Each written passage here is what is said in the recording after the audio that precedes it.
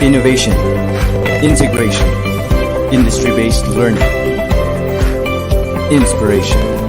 This is the division of Panabo City, the forefront of eradicating illiteracy. Good morning, everyone! Maayong buntag, Panabawans. Once again, this is Mr. Jun Aguilon, your host for this third day ng ating webinar on Division Rollout on Learning Management System. Ayan po, sana nakapag-breakfast na po kayo at nasa maayos na kalagayan at tayo magpapatuloy sa huling araw po ng ating pagsasanay patungkol sa ating Division Rollout on Learning Management System. Pero bago po yan, of course, nais ko buksan sa public sa inyong mga screens. Ipopost ko po ang anyong attendance para sa umagang ito. Ano po? Ito po yung magiging attendance link po ninyo for our day 3. Ayan, talad nyo po muna ang inyong attendance, screenshot nyo na para habang po nagpapatuloy tayo sa ating morning session this third day ng ating webinar, ay makakapagtala po kayo ng attendance. Ano po? And of course, ito naman yung ating attendance para sa ating mga school heads para sa day 3 ngayong umaga. Okay po? Morning session po yan, so please do the screenshot. Of course, bago natin simulan ang maghapon nating paggawa ngayon at pagsasanay, mananalangin po muna tayo at susundan po yan ng pag-awit ng ating nationalistic song. Standby lang po!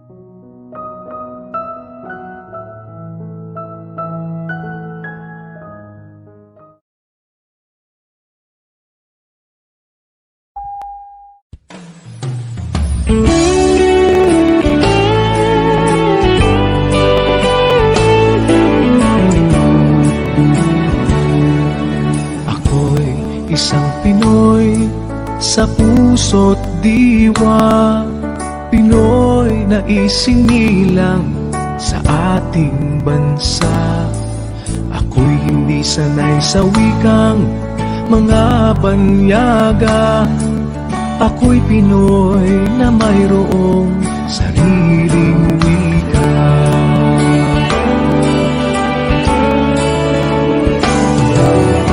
Wikang pambansa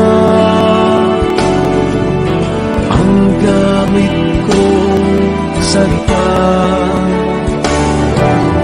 Bayan kong sinilangan, lagi ang kalayaan. Sina Jose Rizal nooy nagwika, siya ay nagpangaral sa ating bansa. Ang hirap magmahal sa sariling wika ay higit pa ang amoy sa mabahong isda.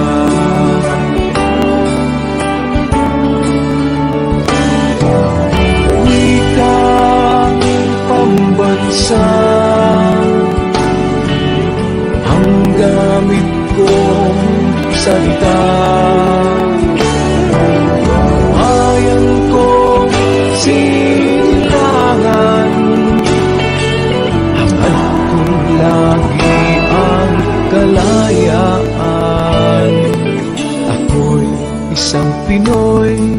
sa puso't diwa.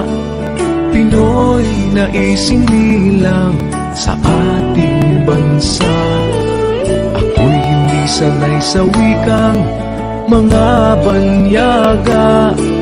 Ako'y Pinoy na mayroong sariling wika.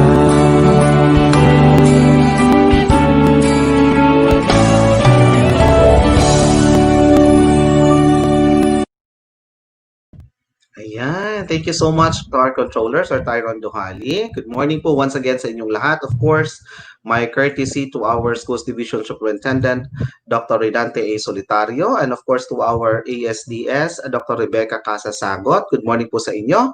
At sa dalawa po nating chief sa ating division, of course, we have the CID Chief, Sir Januario Iyamota, and to our SGOD Chief, Dr. Aileen B. Añonuevo. Good morning po, ma'am. At sa lahat po ng ating mga education program supervisors, good morning din po sa inyo.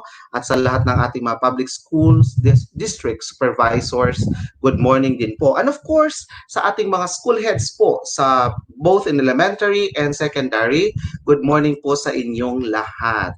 And ang pinaka-special po, of course, ang ating mga teacher participants sa webinar na ito for our Division Roll-Out on Learning Management System. Day 3 na po tayo. Ano po? Day 3 tayo. And of course, this is our last day. However, for this morning, we are going to have also our last session. Mamaya po malalaman nyo kung ano po yung last session natin. And of course, in the afternoon, we are going to have the star-studded closing program. And at the same time, meron din pong iba pang mga bahagi po ng ating pagsasanay. Ano po? So baka hindi nyo pa po nakuha ang or naka-screenshot, yung bago lamang po naka-view sa ating Facebook page. Live po tayo. At the same time sa ating YouTube channel ay live na live din po ang ating SDO Panabo City for this third day of our webinar on Learning Management System. Ano po? So ayan po, muli, pina-flash namin on screen ang attendance natin para po sa ating mga teacher participants. Open na po yan and you may now access it and then provide the necessary information for you to be included as present during this webinar.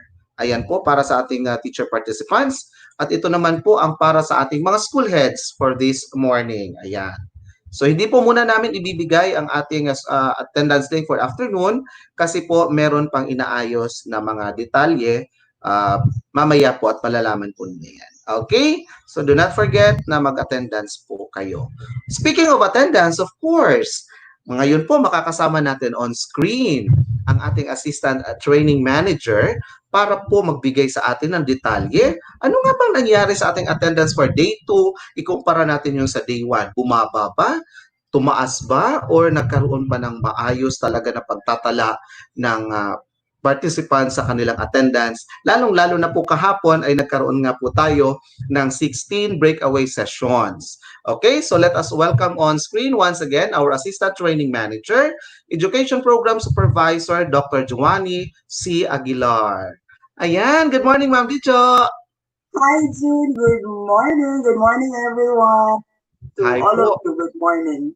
Yes po, Ma'am Jo. So ano po ba ang nangyari sa ating attendance? I think during our talk at the backstage, medyo ano tayo. Pero of course, hindi naman po tayo bumaba siguro or tumaas ng ganon din. We'll Parehas know. naman yata. Di ba po? Depende po. Yeah, So, we'll know. ayan. We'll know Okay, so Ma'am later. Jo. Okay, Okay. Ma'am Jo, go ahead po. Sige. This is the data of our attendance dashboard. May I request Sir Tai to please present now? Yon.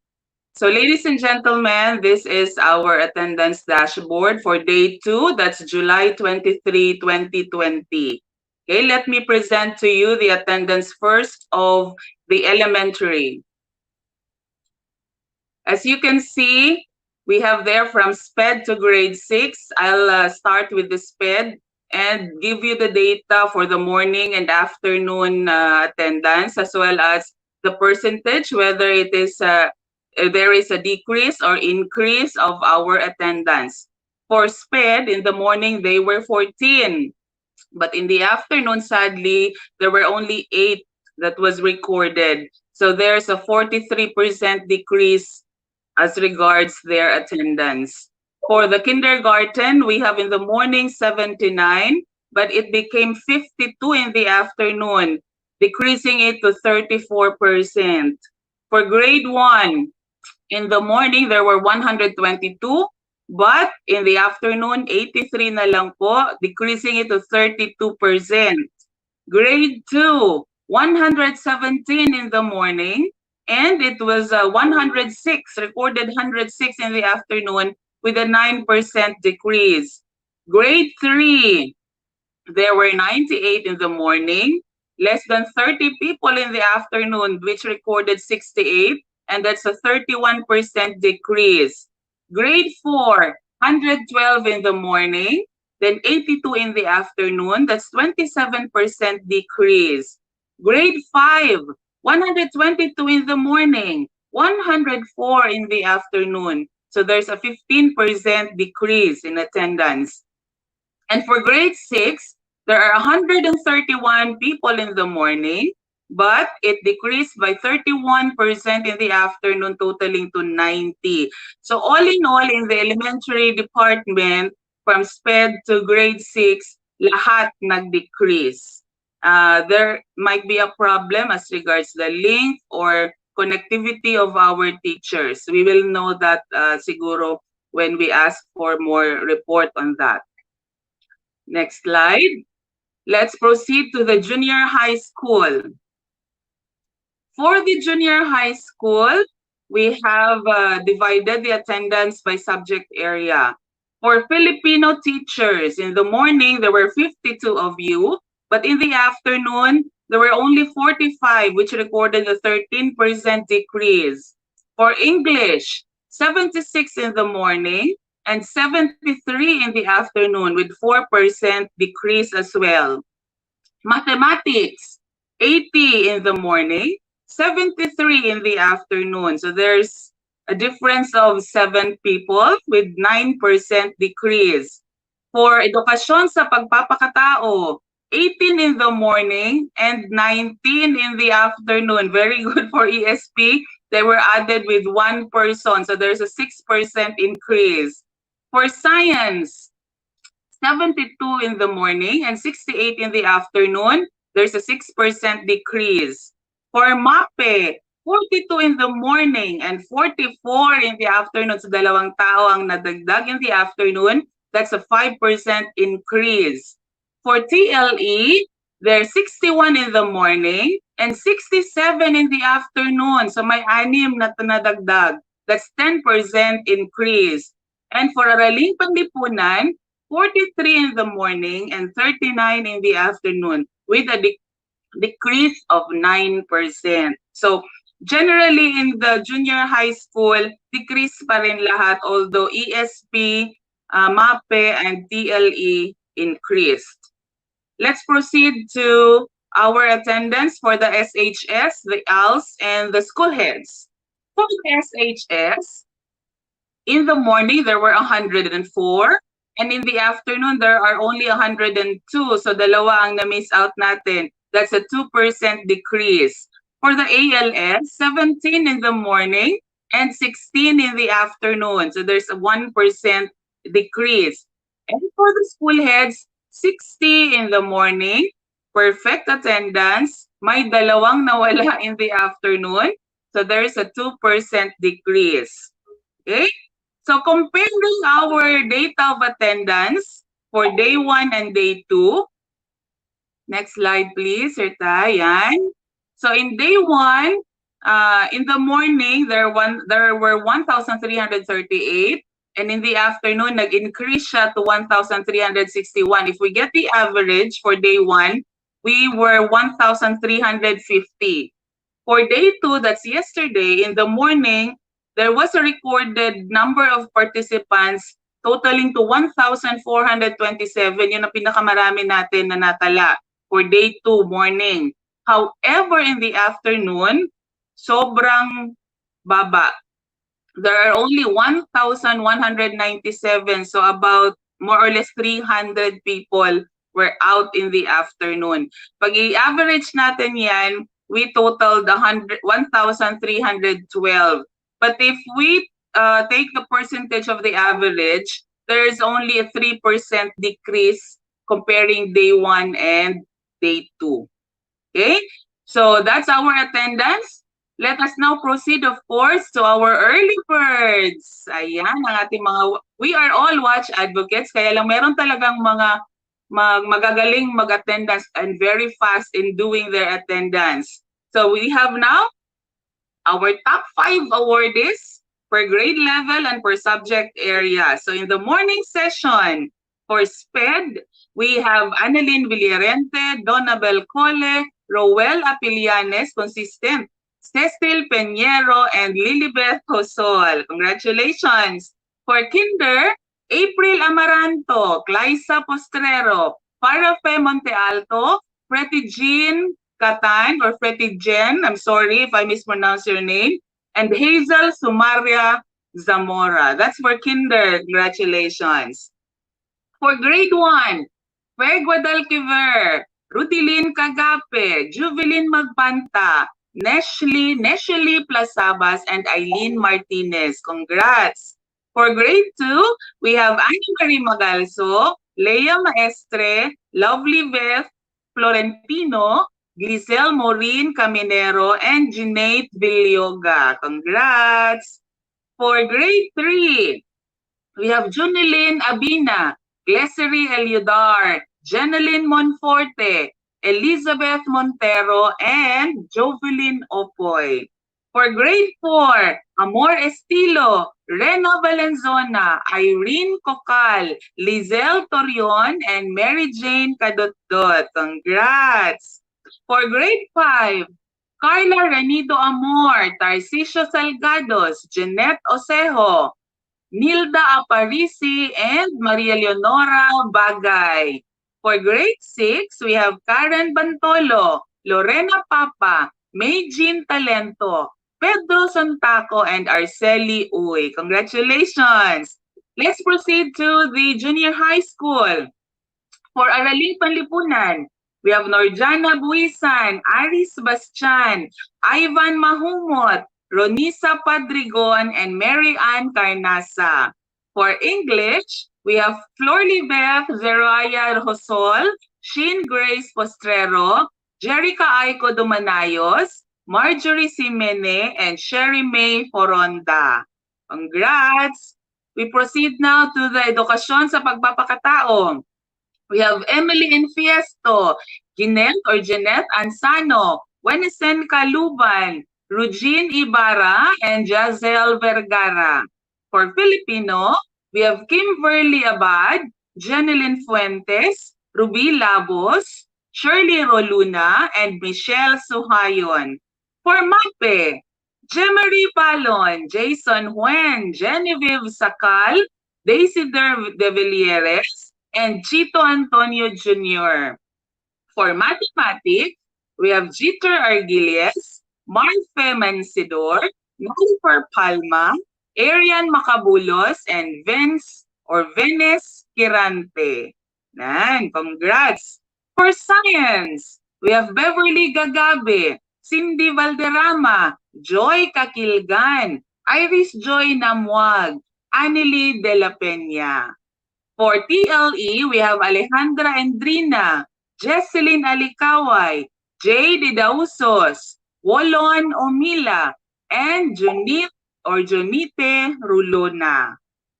Yan. For the senior high school, we have Allen Loretta, Marchester Romo, Ellen Joy Sumbilon, Cherry Amor Mamites, and Floribeth Nachon. For the ALS, we have Florife Melendres, Riza Olaer, Nelson Bansag Jr., Janelle Donaire, and Grace Leonor R. Pohas. Congrats! And for our school heads, of course, hindi magpapahuli, our top 5 early birds. Mylene Castillo, Dominador Pentin, Annalyn Villarente, Anisita Desierto, and Rosemary Patriarca. So congratulations, those are our top 5 early birds for the AM session. Let's proceed to our top 5 top 5, nawawala ako. Top 5 early birds for the PM session. Ayan. Let's start again with the SPED. Katrina Tana, Emily Flauta, Lilibeth Hosol, Vivian Raya, and Lilibeth Boktoto.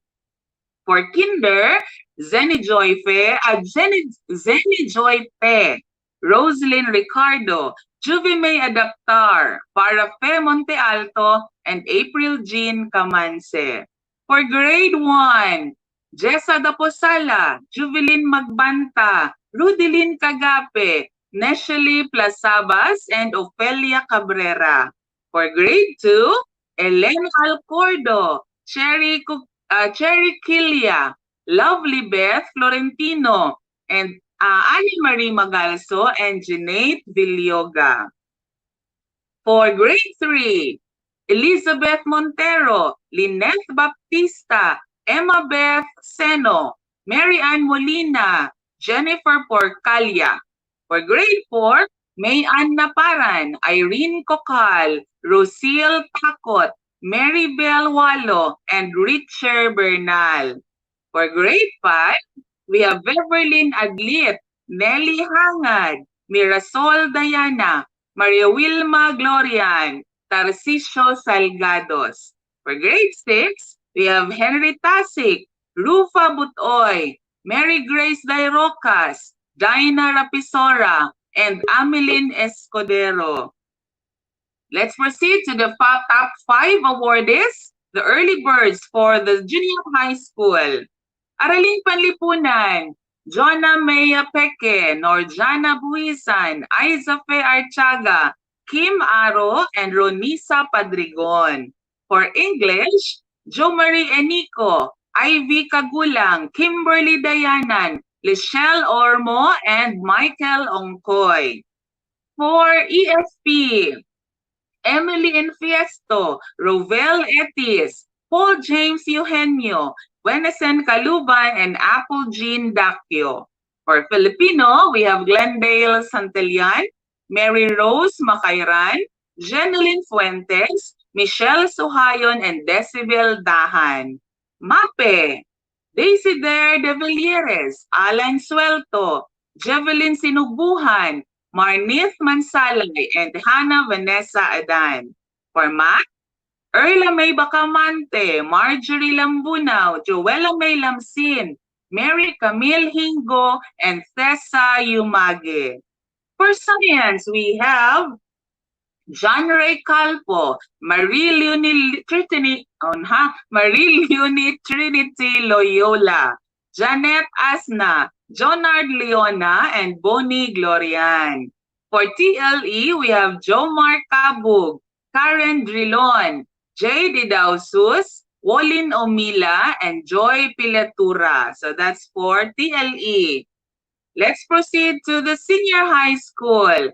We have Lenny Abis, Juby Kinaso, Kristen Gay Yaun, Ellen Joy Sombilon, and Marifi Mejorada. For the ALS, we have Nelson Bansag Jr., Florife Melendres, Riza Olaer, Janelle Donaire, and Grace Leonor Pojas. And of course, for our school heads, Darlina Bitang, Alfredo Oge Jr., Helen May Delada, Paterna Cañeda, and Julius Huen. And natapos din. Congratulations to all our early birds. You will receive a very special certificate for being the early birds for our AM and PM session. Congratulations. Ayan, thank you so much, Ma'am Dijo. Ayun po, so kato siya kay actually yung ano ma'am, yung AM tsaka PM. So merong yung dalawa doon na Yes. isang teacher pero dalawa certificate. Ayan, talagang isi-certify po siya na AM and PM. So Oh, the more yes. chances of winning. Talaga, mga fast ang internet connection, fast ang kamay para rin mag-attendance. Ayan. Yes, oo. Oo. Pero of course, So please. hopefully this day, consistent yung ating attendance in the morning and in the afternoon. Sana walang bibitaw. Let's stay for the rest of the day until our closing program. Yes po. And of course, ma'am, ipaalala natin sa kanila baka sa sobrang bilis mag-type, yung pangalan po nila ay Yes, mali yung oo. spelling. Ano po? Remember yung how you type in or how you fill in your name and your email address. Pag mali yung name ninyo, do not blame us as regards kung mali din yung inyong certificate. Okay? At the Yes. same time, your certificates will be sent to your email addresses. So make sure you type in your email address correctly as well. Okay? Yon. Yes po, Ma'am Jo. Okay, paalala yun ha sa lahat ng ating mga teacher participants. And of course, pati na rin po sa ating mga school heads. Ano po. So, thank you so much, Ma'am Jo. Samahan niyo Thank po you, kami sa buong June. Thank you, yes. everyone. Sige po, Ma'am. Ingat po kayo. And of course, makakasama natin si Ma'am Jo sa buong buong araw, buong Of maghapong session nito. course. Sapagkat siya ang nakatoka ngayon sa atin as our assistant training manager. Ayan po. So, thank you so much, Ma'am Jo. God bless po sa inyo at ingat po kayo dyan. Okay, sa pagpapatuloy po ng ating morning session for this day 3 ng ating webinar, alamin na naman natin kasi nga po 'di ba nagkaroon tayo ng breakaway sessions kahapon po at 16 ang breakaway sessions natin. So bibigyan po tayo kung ano pong nangyari doon sa mga breakaway sessions na 'yon. Let us all welcome on screen for the recap of the Key Stage 1. Ang Key Stage 1 po ay composed of kindergarten up to grade 3 na ibibigay po sa atin. Yan ni Ma'am Joanne John Gikain from Concordia Season Elementary School. Good morning, Ma'am Joanne. Good morning po, sir. Good morning po sa lahat ng mga teacher participants. Yes po. So, Ma'am Jo, go ahead Okay po. Yes, sir. I was tasked to give a recap on yesterday's breakaway session of kinder to grade 3. Yesterday morning, we have our CLMD chief, Ma'am Janet Veloso, who gave an overview on milks and as well as on modalities. And we have also different presenters on milks in the different learning areas. We have in Araling Panlipunan, Dr. Danilo Ardo Hinog. On English, Dr. Manuel P. Vallejo. ESP, Dr. Maria Shelo D. Estrada. On MTB, Dr. George N. Wong. On Filipino, Dr. Mary Jane M. Mosqueda. On Math, Dr. Renato N. Pakpakin. And on MAPE, Dr. Jocelyn B. De La Cuesta. That was in the morning session. And on the afternoon session, we have the topics on distant management learning system on Filipino. And we have also simulation using LMS with our speaker, Sir Edmar Warain. And we have also discussed under session 7, homeroom training of the parents. So we have discussed there the roles of the parents, the big role of our parents on the new normal in education, wherein they will be our helping hand in continuing the education despite this pandemic. And we have, in the morning, we have 114 participants under our breakaway session. We have 114 in the morning. And on the afternoon, we have 91 participants. And I would like also to recognize the people on and off screen during our session. We have our IT experts and our technical staff. We have Ma'am Cheryl Camillo and Sir George Mosqueda. Also our facilitators in the morning and in the afternoon, Ma'am May Antigrado and Sir Edmar Warain. So that's it for our session yesterday. That's all, sir. Thank you so much, Ma'am Joanne. Ayun po. So, actually, may nabanggit si Ma'am na mga ano no, mga regional people din na nakasama natin, of course, because they were the one who gave us the presentation. Allow me to correct lamang po. Yung name po ng ating education program supervisor in Filipino is Dr. Mary Jane Dr. Mary Jane Mejorada, and of course, for the MAPE is Madam Jesselyn B. de la Cuesta. Okay po. So thank you so much, Ma'am Joanne.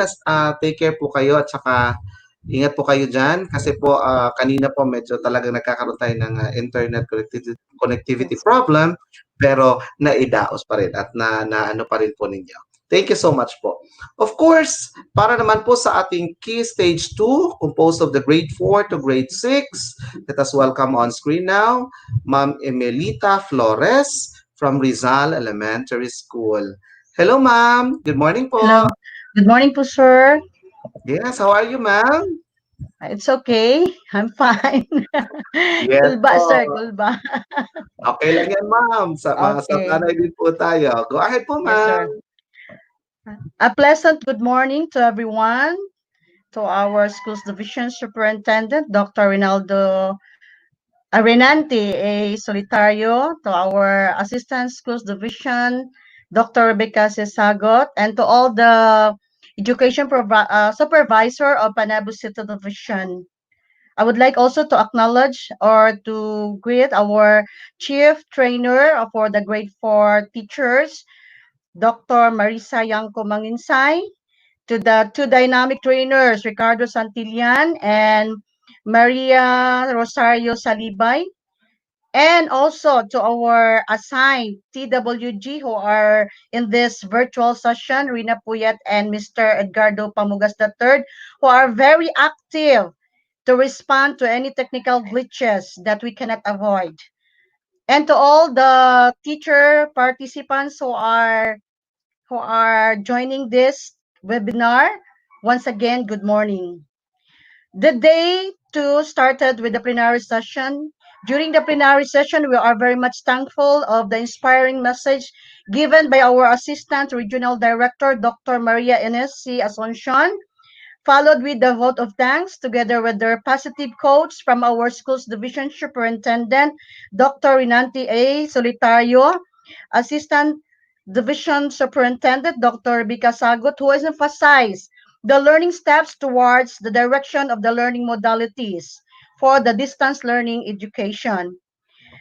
During the breakaway session, first is the walkthrough with the MELS preparation of lesson exemplars by our chief trainer, Ma'am Marisa Manginsay, and followed with the following topics on the learning management system. The regional presentation outline Roman was that it was indicated in numeral 1 to 4. It involves on the region context framework of regions learning continuity plan, K to 12 MELCs way forward, characteristic of essential learning competencies, and the process on how to identify the MELCs. Okay, planning of classes, and we are also reminded that it is also the same with the milk. Simply because we were only trimmed down to the most essential learning competencies. On the other hand, the different subject areas were presented on how to use the MELs by the different speakers from the regional supervisors and our division trainer on the orientation of learning of MELs or the learning competency standards, and follow with the orientation of MELs. Regional sample of prototype of class schedule is also presented. Homeline instructional plan with corresponding time for content through video presentation. The last topic is the homeroom training of the parents on the integrating of the role of the parents as the major activities. The role of the parents are vital, inspiring, and managing their child's learning development as part of the parents' e-kit for the new platform of education. It was presented through virtual by our Dr. Dr. Janet G. Veloso, CLMD chief, for for all the teachers who are joining now. Let's say sama-sama sa pagsulong ng edukalidad. And to end this, my recap, let me share to you a quotation from Confucius. It does not matter how slowly you go as long as you are. Do not stop. Once again, good morning to all. Yes, Thank you so sir. much. Ayan, maraming salamat, Ma'am Emilita. Ayan, talagang sama-sama tayo sa pagsulong ng edukalidad. Yes po, sir. Yes. Thank you so much, Ma'am Ems. And of course, ayun, nawala po yung kaba ninyo. Ano po, kasi na ipagpatuloy niyo pong maipahayag kung ano po nangyari naman sa inyong sesyon kahapon. So once again, Ma'am, thank you so much po. God bless at ingat po kayo. Okay, so ngayon po, pakikinggan naman natin ang ating third presenter para naman po sa Key Stage 3 Junior High School na ibibigay po sa atin ni Ma'am Angeli Joy Portes ng Panabo National High School. Good morning, Ma'am. Kahapon. So once again, Ma'am, po, God bless. Hello, Ma'am Joy. Ma'am Angeli. Ngayon po, pakikinggan naman natin ang ating third presenter para Stage 3 Junior High School na ibigay po sa atin ni Ma'am Angeli Joy Portes ng Panabo National High School. Good morning, sir. Angeli? Good morning, Yes, sir. ma'am. Good morning, Ma'am. ma'am. Oo. Pwede po natin, ma'am, hinaan yung inyong live feed po, yung isa, para hindi po siya naririnig sa ating live ngayon. Okay. Yung sa live feed niyo po. Hello, sir. Ayan. Okay, yon. Naririnig niyo po ba ako, ma'am? Mag-start ako, sir. Okay po. Go ahead po, ma'am, Ma'am Angeli. Okay. So since other assigned teachers have already shared most of it, let me just share what I have prepared, specifically what we have discussed in the science group. So we have discussed about the MELCs, are the most essential learning competencies. The MELCs is based from the learning competencies of K-12 curriculum guide. We have also discussed the different modalities such as the face-to-face, modular, or printed learning modules, school on-air radio-based instruction, television-based instruction, offline, online, blended remote learning, and homeschooling was also discussed. While in the afternoon session, lesson exemplar in 7 is. So sample school calendar and schedule was presented. Then we have also discussed the vital role of the parents in their child's education in the new normal. As parents, they should be role models, overseeing their child's activities and monitoring their learning are just a few of their responsibilities. This would also this would also be a chance for parents and children to have a quality time since instruction is home-based. And on the last part of the session, the link for attendance was flashed on the screen. So that's all. Thank you.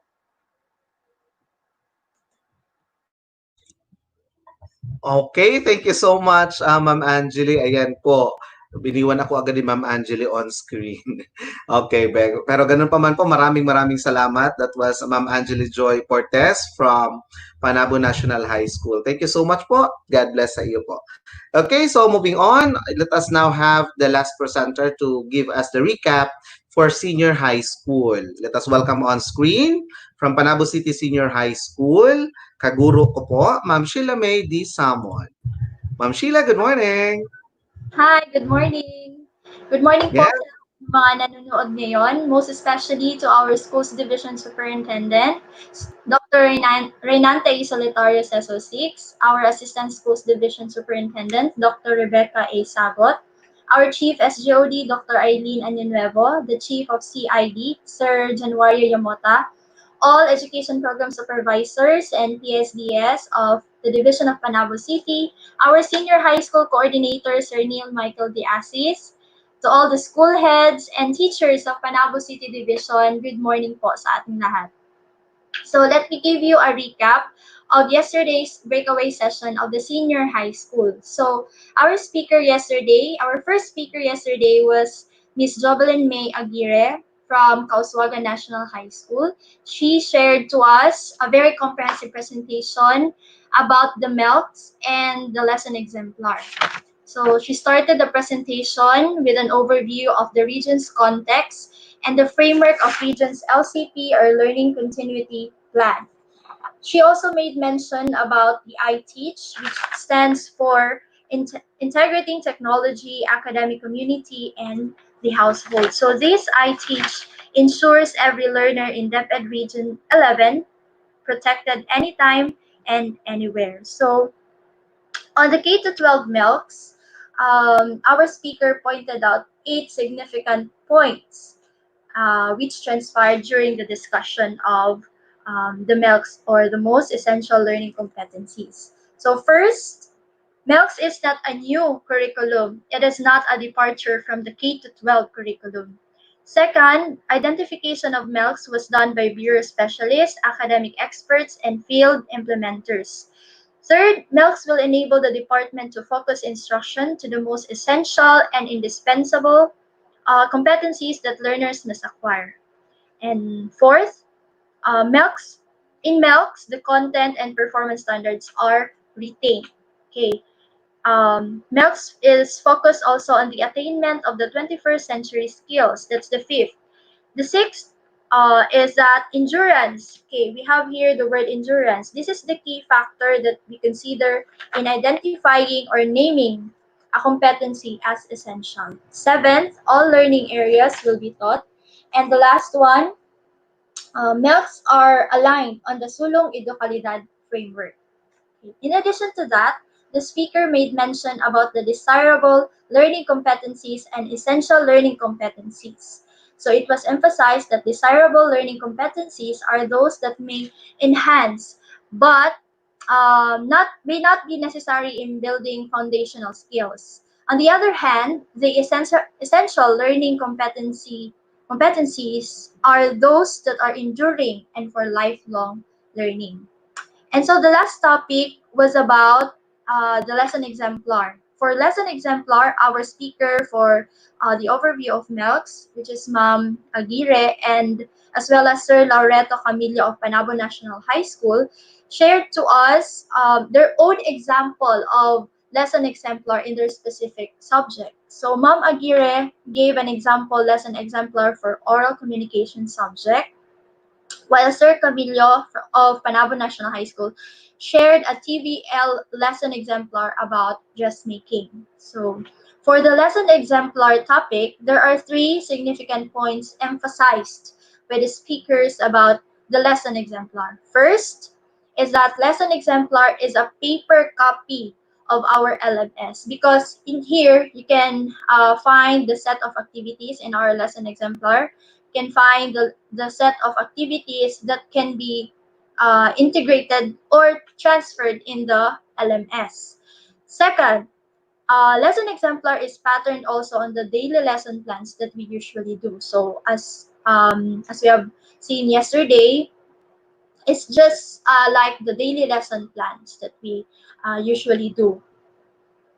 And then the third one, lesson exemplar is designed for learning implementation to meet the needs of our students. And of course, this is the most important. The content of our lesson exemplar are is based on the MELCs or the most essential learning competencies. Okay, I guess those are the things that we have discussed for the day 2 morning sessions of our breakaway sessions for the senior high school. Thank you so much to our dynamic speakers. Mabuhay po tayong lahat. Thank you so much, Ma'am Sheila. Ayan po. Thank you po sa iyong very comprehensive na pagbibigay ng recap sa Key Stage 4, the Senior High School Group. At yun po, naibahagi natin yung na pangyayari. Doon naman po sa iba pa nating mga kaguruan sa Key Stages 1 to 3, ano naman po yung nangyari sa Senior High School. So once again, thank you, Ma'am Sheila, and good morning po sa iyo. You're welcome. Thank you. Bye-bye! Ingat po. Okay, so bago po tayo magpatuloy sa ating last session, okay, session 8 po natin para sa ibang topic, sa isang topic. Of course, dalawang topic pala yan. Okay, papaalala lang namin po doon sa lahat ng teacher participants. Yesterday kasi we received a output na pinasa po sa ating link na binigay. Ang pinasa at ang isinumiti po ay picture. Hindi po picture yung hinihingi nating output sa mga teacher participants. Ano po? We are asking for a lesson exemplar. All the controllers or IT support po ninyo, technical support po ng bawat grade level at saka learning area po ay nagbigay po ng link doon po sa templates ng lesson exemplar. Gayon pa man, para po mas lalo tayong mabigyan ng linaw, pwede nyo pong i-access muli itong link na ito para po sa template ng lesson exemplar. Ano po? Hindi po picture or yung MOV po ninyo na nanood kayo ng webinar or what's yung inyong screen ng inyong laptop or what. Hindi po yun ang hinihingi nating output po. Ano po? Meron po kayong output na talagang specific, yun pong lesson exemplar po natin. Okay? And of course, saan po ba ipapasa? Isusumite po yung output na yan. Yan po ay isusumite dito po sa link na ito. Okay? So, yan po. Ngayon, baka magtaka yung iba na nakasumite na kasi nga po may mga iba na nagsumite ng pictures, ng ganon. Hindi na kayo makapagsumite ulit. Inopen na po namin yon muli para maiayos nyo po yung pagsusumiti po ng inyong output. Paalala lamang po, ang pinaka-focus po ng lesson exemplar na gagawa natin ay quarter 1, week 1 hanggang week 8 ng quarter 1. At saka po, kung makagagawa pa kayo ng more than one lesson exemplars, okay lamang po yan. Tulad nga po ng nasabi ng ating CID Chief kahapon, para po sa kaalaman ng lahat, the region is now making a short list of all the learning materials that each division is developing, kasi po yun ay gagamitin natin po pag na-QA na, magagamit din po natin sa iba pang mga division. Ano po, pati din yung kanilang mga learning materials. Because ang ano natin ngayon is gumagawa po tayo ng tinatawag nating bayanihan.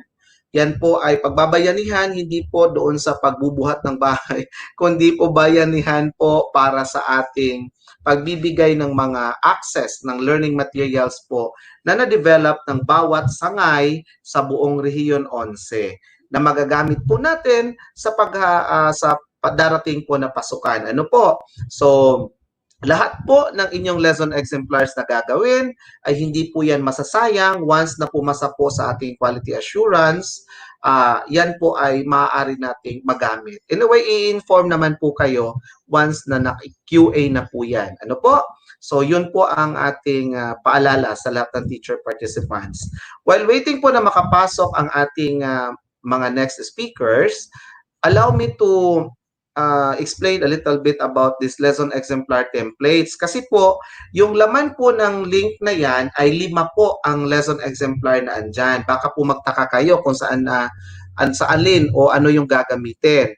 Iba po yung template ng K-3 lesson exemplar. Andyan po, meron po yung K-3 na ang medium po ay in English or in Filipino. So, depende po yung sa subject na inyong gagawa ng lesson exemplar. Kung ang medium na ginagamit ng subject ay English, so yung English template po ang gagamitin nyo for K-3. For Filipino naman, so yung sa Filipino din na K-3. And for grade 4 up to grade 12 na lesson exemplar, meron din po yung medium in English and medium in Filipino. Depende po sa subject din na gagawan po ninyo ng detalye o ng mga detailed lessons or yung mga ano po topics. And of course, bakit po nagkaiba itong dalawa? Dahil po doon sa developmental activities. Iba po yung developmental activities ng K-3 doon po sa grade 4 to 12. And meron din pong panglima dyan na template exclusively for science subjects. Okay? Science subjects po kasi po ang developmental activities nila ay naka 7 E's. So iba po 'yon, exclusive din po 'yon para sa science subjects. Ano po? And please do not use other template kasi po 'yan ang official template na gagamitin po ninyo, and do not remove also the watermark na nalakalagay dyan, yung SDO Panabo City Draft. Okay? Kasi lahat po ng lesson exemplar na yan, once hindi pa na QA, are all drafts. Okay? Yun po. I think andyan na ang ating mga speaker. Of course, bago tayo tumungo kasi po ang ating speakers ay magtutuloy-tuloy po patungkol sa ating radio-based instruction. Ipapakita po muna natin, Sir Tai, yung ating ginawa ng Panabo City Senior High School po. Ginamit din po ito sa lahat ng divisions na pinakita po patungkol po sa modular delivery and retrieval. Maaari nyo pong itong i-adapt kung nais nyo po, at ito naman po ay isa sa ating best practices ng SDO Panabo City na ibinahagi din po natin sa lahat ng sangay sa buong Region 11. So Sir Tai, pwede po ma-present po muna natin yon, at habang inaantay po natin na makapasok ang lahat ng ating speakers. This is Panabo City Senior High School, the only standalone senior high school in the division of Panabo City and province of Davao del Norte. PCSHS developed 3 delivery and retrieval scheme for its modular learning modality. First, the PCSHS Learning Hub. An accessible center for learning is strategically situated in partnered barangays, offices, or establishments which serve as the venue of delivery, distribution, and retrieval of learning materials for learners, and being monitored by authorized school personnel. Second, the PCSHS I Teach Module Panda, a community-oriented school initiative access in which authorized volunteers deliver learning materials directly to assigned households or barangays and being monitored by authorized school personnel. And the third, PCSHS Express, school-based pickup service initiative accessible to parents and guardians, where they can get learning materials of their students without hassle, also monitored by authorized school personnel. Furthermore, Panabo City Senior High School also developed security feature for its PCSHS activity sheets and learning modules, which will be embedded with unique QR code. QR code data will include the following: learner's complete name, LRN or the learner's reference number. Third is the grade and section. Fourth, the parent or guardian's contact number. And the fifth is the PCSHS official website link. This is clickable and directly connects to the website, which signifies the worksheet or module is successfully delivered or claimed by parents or guardians or the students. A glimpse of Panabo City Senior High School delivery and retrieval scheme for modular learning modality.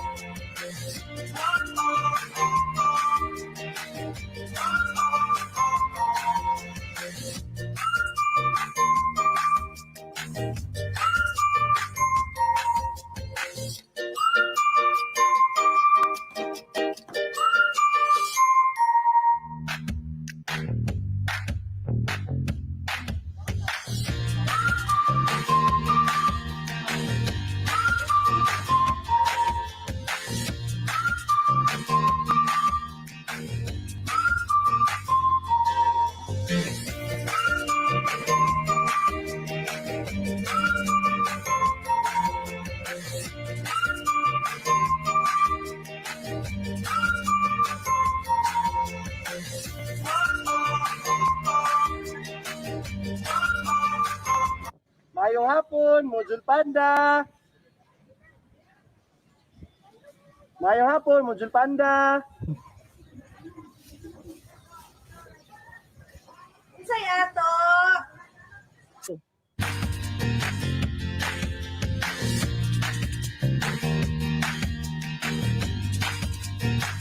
Maayong hapon, ma'am. Mag-deliver ko module, ma'am. Ay, nak, gawas para ko diri katawagan yung auntie ko. Ma, saman ma. Nay, para niyo. Hello, ma. Dali ka ng musyo.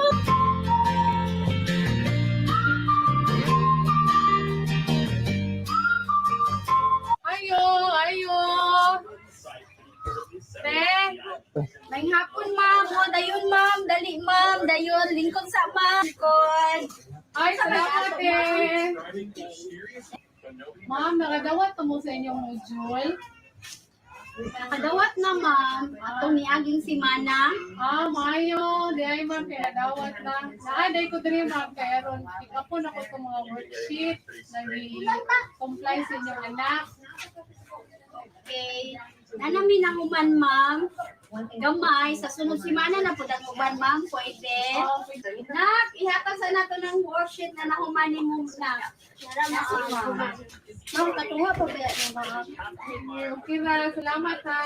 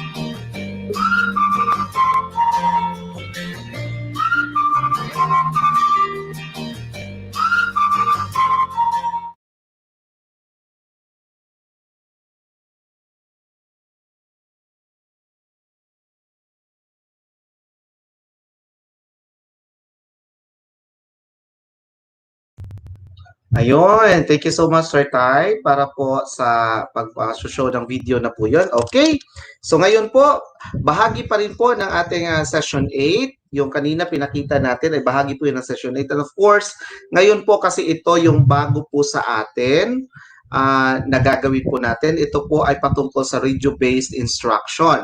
Of course, ipapakilala ko muna sa inyo ang ating mga resource speakers. Sisimulan po natin yan sa magbibigay po sa atin mamaya ng simulation on the radio-based instruction. We have Ma'am Cherilyn V. Balbacal. Ma'am Che, good morning.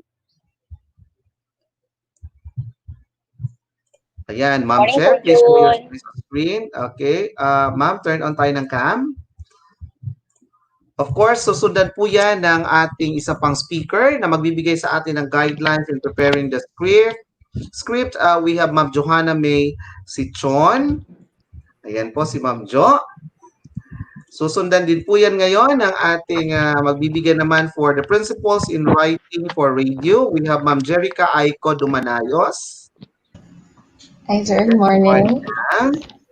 Morning po. And of course, para naman po sa treatment, approaches in developing scripts, we have Ma'am Sheila Rosa Amodia. Sheila Rose Amodia. Good morning, sir. Good morning. And of course, ang itong tinatawag natin our RBI coordinator, at the same time ang head po ng training team for RBI, the education program supervisor in charge of English. Let us all welcome on screen Madam Maria Perpetua Angelita G. Suelto. Ayan, Ma'am Bem, good morning po. Good morning. Okay po. So I think ready na po ang buong team ng ating mga speakers for this RBI na session. So bibigay ko na po ngayon on floor or on screen sa ating RBI coordinator, Ma'am Maria Perpetua Angelita Suelto, ang pagkakataon para po makabahagi ng kanyang session. Go ahead, ma'am. Yes, good morning, June, and thank you so much. So, for the information of everyone, we have 8 school paper advisors who went to the training last July 3 and yesterday afternoon also, and then another 8 members from the Filipino team. So all in all, we have a 16 team for our RBI. So for this session 8, we are going to give you the new normal modalities focused on the radio-based instruction. The other learning delivery modalities were already tackled during the breakaway sessions yesterday. So, nandiyan na ba ang ating mga tayo? Are you ready for the my time?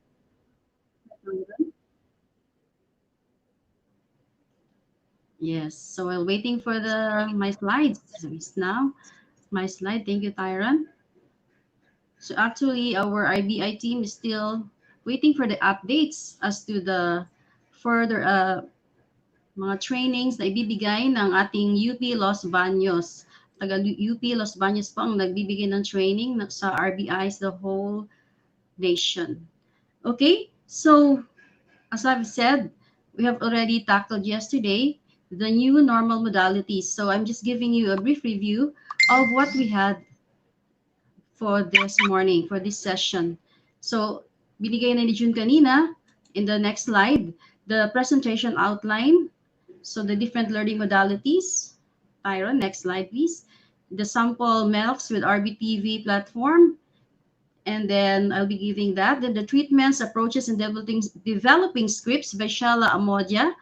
Then the principles in writing for radio, Jerica Aiko Dumanayos of San Vicente National High School, and the guidelines in preparing the script by Johanna May Sichon. Okay, that is the outline of our presentation. Now, let us now take a look at the third slide. In preparation for the opening of school year 2020-21, under the new normal education, here is the consolidated enrollment and learning modalities of DepEd Panabo City. So, as we can see in the third slides, Tyron, please. Next slide for that. The third slide is the enrollment update. Enrollment update. Yes, that's it. Thank you, Ty. So in this slide, we can see the enrollment update as of July 15, 2020. And there was a turnout of 48,903, or a grand total of 48,903, or 87.66% turnout compared to school year 2019-2020. 43,697 of that, or 98.69, is from public schools. And then the other 3,582 is from the private schools. 1,493 is from ALS, and 131 is from the special education of Panabo Central Elementary School. Here is now the preferred learning modalities.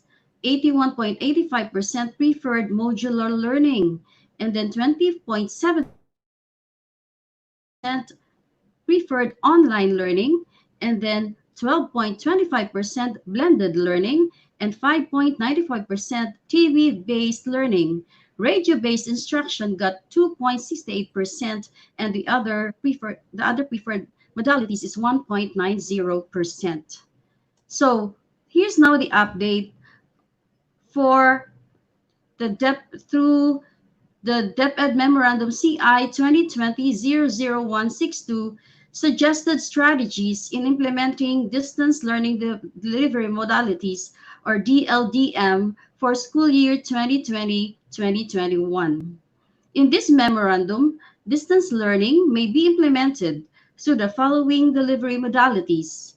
First, the modular distance learning, or MDL, which can be digital modular distance learning or printed modular distance learning. The other one is the online distance learning. The third one is the TV, video, radio RBI, and TV, video, SLM based modular or MELCS mapped RBI. The fourth one is the blended distance learning. The other pertinent details are contained in the 22-page memorandum.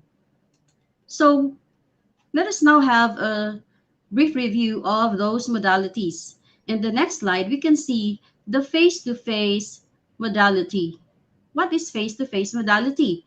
This is an instructional method where content and learning materials are taught in person.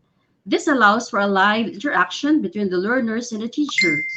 This modality may be used as a way of feedbacking, application of concepts, checking the learning of the learners, or as assessment phase of any modality.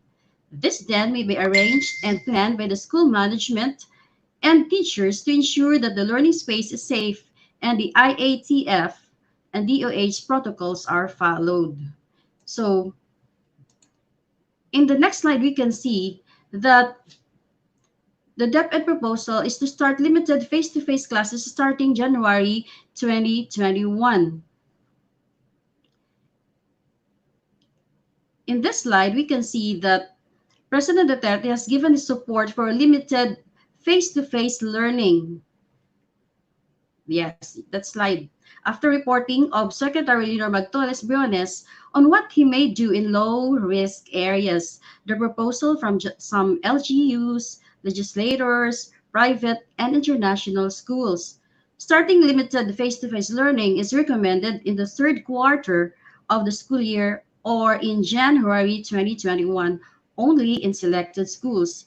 The Secretary emphasized strictly limiting its implementation in going through a thorough inspection of DepEd, DOH, Interagency Task Force, and LGU before allowing face-to-face classes in school. We will also do pilot testing and joint inspection before any implementation of face-to-face classes next year. The other modality is, of course, modular printed learning modules. Okay, the modular printed learning modules in the next slide. This is a self-learning module or the SLM in hard copies for the learners to read, answer, and accomplish at home. The learner shall be supervised or guided by an adult, other siblings, and family members. Teachers will commit at least 2 hours per day to track the learning of the learners. This modality is apt for a vulnerable group of learners, especially those with special needs. So we are now waiting actually for the alternative delivery modules. Next is the school on air radio-based instruction. This will be our focus in this session, the school-based radio instruction or the RBI. This modality caters the education of learners in remote areas, which we have a lot of in this division. This is conducted by radio via radio transmission using airtime provided by the local and national radio broadcasting stations. Another viable approach is the installation of a horn loudspeaker or sa trumpa sa Bisaya in a community learning center or within the vicinity of the community where learners are situated, and corresponding pre-recorded radio script lessons are broadcast. Learners shall be provided with SLMs for them to work on through the help of parent, older siblings, and other family members. The same materials will be returned to the teacher for checking it and feedbacking. In our division, Sindatan National High School, under the leadership of Glenn Patriarca, installed and had conducted test broadcasts of a radio system which could reach as far as 3.5 kilometers or practically covering the whole barangay. This is a very promising and potential initiative which could be a very good example of school on the air radio-based instruction. This is a variation of radio stations where airtime is paid, while this one could be used freely anytime with the school, of course, with the proper protocols and following the suggested activities for the school or the SDO authorities. So, excited tayo na mapush to sana itong ginagawa ngayon ng Simdaton National High School for our School on the Air radio-based instruction. So in the school air radio-based instruction, this is the guidelines, the suggested actions of key players. So the school or the SDO, Signal, Digital and Print Content Committee shall manage the preparation and distribution of SLMs. The committee shall also coordinate with local and national radio stations as service providers for radio transmission for the scheduling of the broadcast of contents for each grade level or key stage. The committee shall assign curators, learner formators, two anchors, one core formator, one in charge of the text messages, actual scriptwriter, and one resource speaker expert per session or airtime schedule. They shall provide a separate template for the distribution of SLMs per week or per quarter. School SDO management shall orient the parents on the modality using modular through school on air, radio-based instruction via radio transmission and horn loudspeaker or trumpa, as including the distribution, retrieval of SLM and LCP help desk hotlines in case there are concerns about the materials. Learners' parents shall also call on LCP help desk hotlines in case there are concerns about the materials. School and the SDO management will make a summary report of the issues and concerns per quarter on issues and concerns of the learners on SLM. The parent shall return all the completed accomplished SLMs to the assigned personnel for the retrieval of the said materials. The teacher shall check the completed accomplished RBI worksheets and materials and provide feedback to the learners using the learner's feedback form. So there will always be a feedback form for all the modalities. That's for the radio based instruction, or we call the school on the air, or SOA. This teaching, another one, is the television based instruction. So we're still excited for this one. Television based instruction. This is a teaching where through the use of television or other visual media, the learners may view educational episodes, lessons on television at home. Lessons are featured through pre-arranged TV programming and aired according to time slots and grade level on a daily or thrice per week basis. Another viable approach here is the use of CD, DVD, or wherein educational lessons are saved in a thumb drive or CDs or DVDs and are provided to the learners for viewing. Learners shall be provided with SLMs for them to work on through the help of parent, older siblings. That's television-based instruction.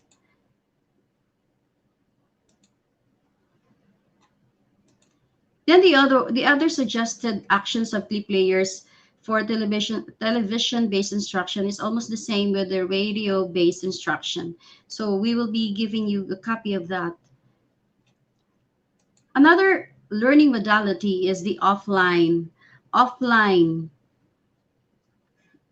So in the offline modality, this is appropriate for learners who have access to appropriate learning tools. Marami tayong mga estudyante na offline. They cannot afford to be online all the time because of other difficulties or challenges. So wala silang mga desktop, laptop, tablet, or smartphone, but have limited internet. Then they have limited internet connectivity, poor connectivity.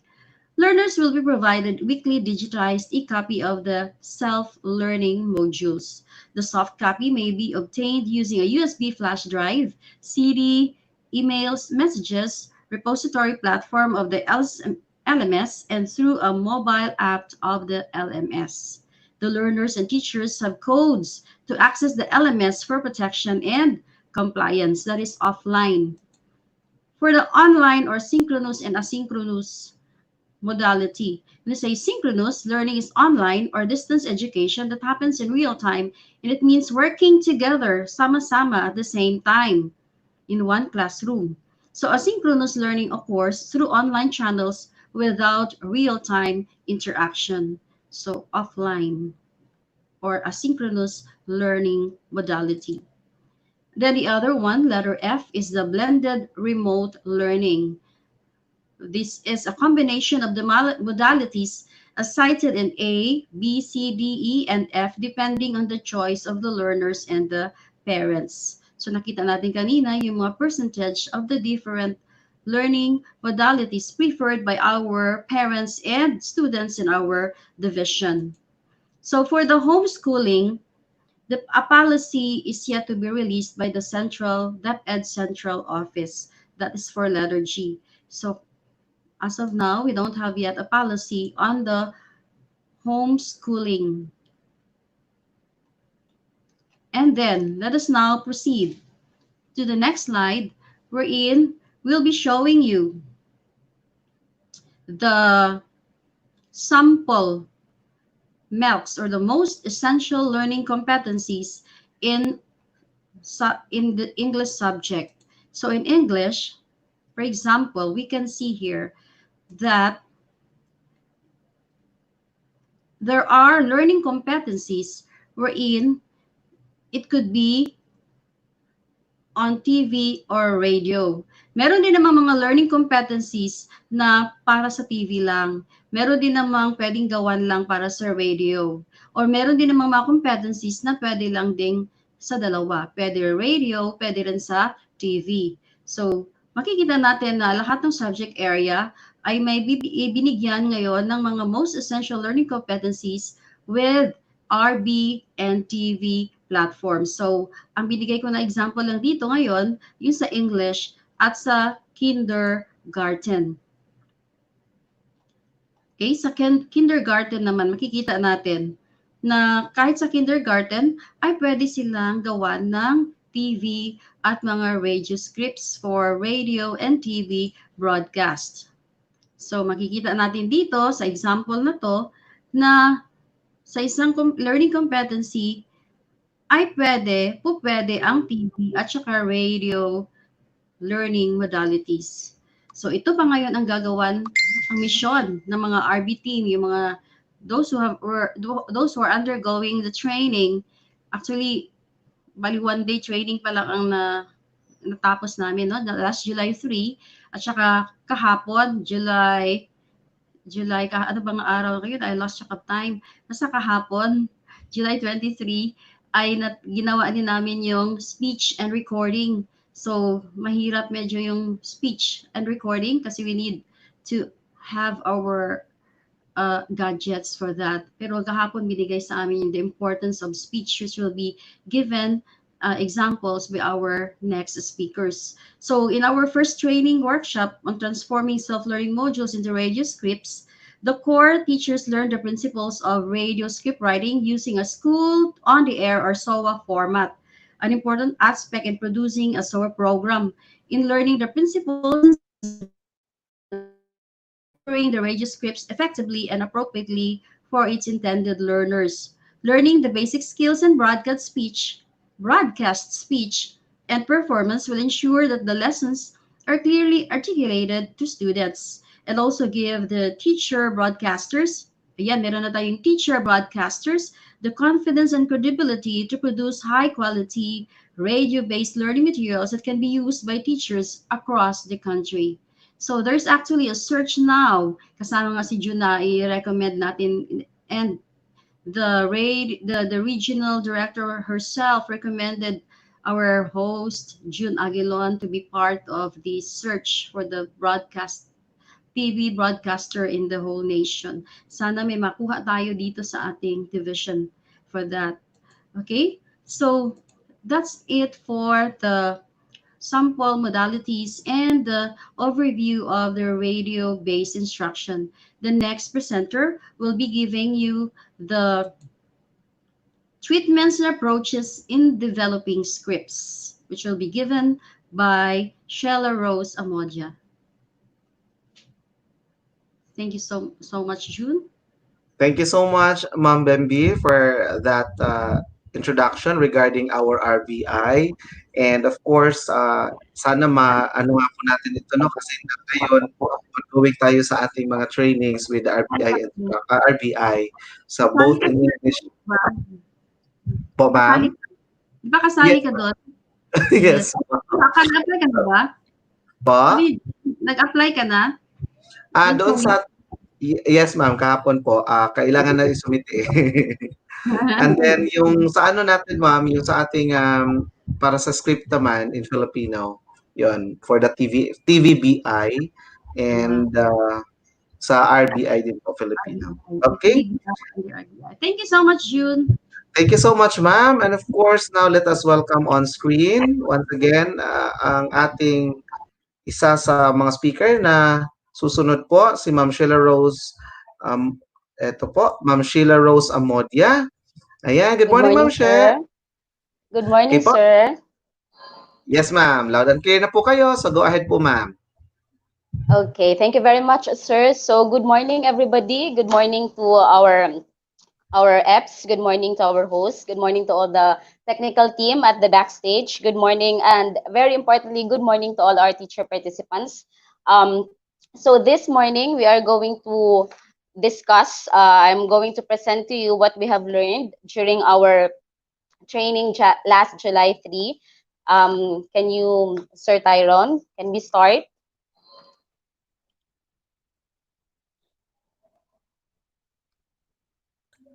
Okay, Sir Tyron is preparing now the presentation, Ma'am Sheila. So, Okay, sige po. remind lang natin yung ating mga teacher participants, yung links po na nasa baba, yung naka-ticker link po na yan, dyan po ninyo pwedeng yung questions ninyo regarding this RBI session. Ano po? So, please do put questions now there on that link. Go ahead, ma'am. Okay, thank you very much again, sir. So we are going to start with how to transform self-learning modules into basic scripts for radio-based instruction through school on the air format. So our training was co-organized by the Department of Education and the University of the Philippines, Los Bañas College of Development Communications. Next slide, sir. Okay, so what is school on the air and radio-based instruction? So I know na medyo nabanggit na siya kanina ni Ma'am Svelto, pero para no confusions po tayo as to what is the school on the air and radio-based instruction. So when you say school on the air, it is a specifically designed radio program where subject matter is presented systematically and in progressive manner with the ultimate goal of achieving desired results under a teaching learning situation. So, ang school on the air po natin is nag-start siya before pa nag-start ang RBI. So, ginagamit natin ang school on the air before the DepEd comes in. Usually po, ang program ng school on the air is in partnership sa radio station at sa Department of Agriculture. So, sa mga liblib na lugar po, nagkakaroon ng school on the air para maturuan ng ating mga magsasaka paano magtanim. So it is systematic at meron din po siyang months covered para matapos po nila ang kanilang course or ang kanilang pag-aaral. And then, hindi din po necessarily na teacher po ang gumagawa sa school on the air. Okay, so now let's proceed to the RBI. Ano naman po ba ang RBI? So ang RBI, it is an alternative learning delivery mode using radio broadcast to deliver the ALS program. So as a form of distance learning, it is able to expand access to education by bringing it to where the learners are. And it provides learning opportunities to listeners and enable them to acquire equivalency in basic education through the broadcast of lessons. So since nagkaroon na po ng school on the air sa mga liblib na lugar, pumasok naman po ang ating alternative learning delivery system. So para mas lalo pang mapalaganap ang pag-aaral sa mga lugar, pinasok ng ALS yung radio-based instruction. This time po is with the teachers na.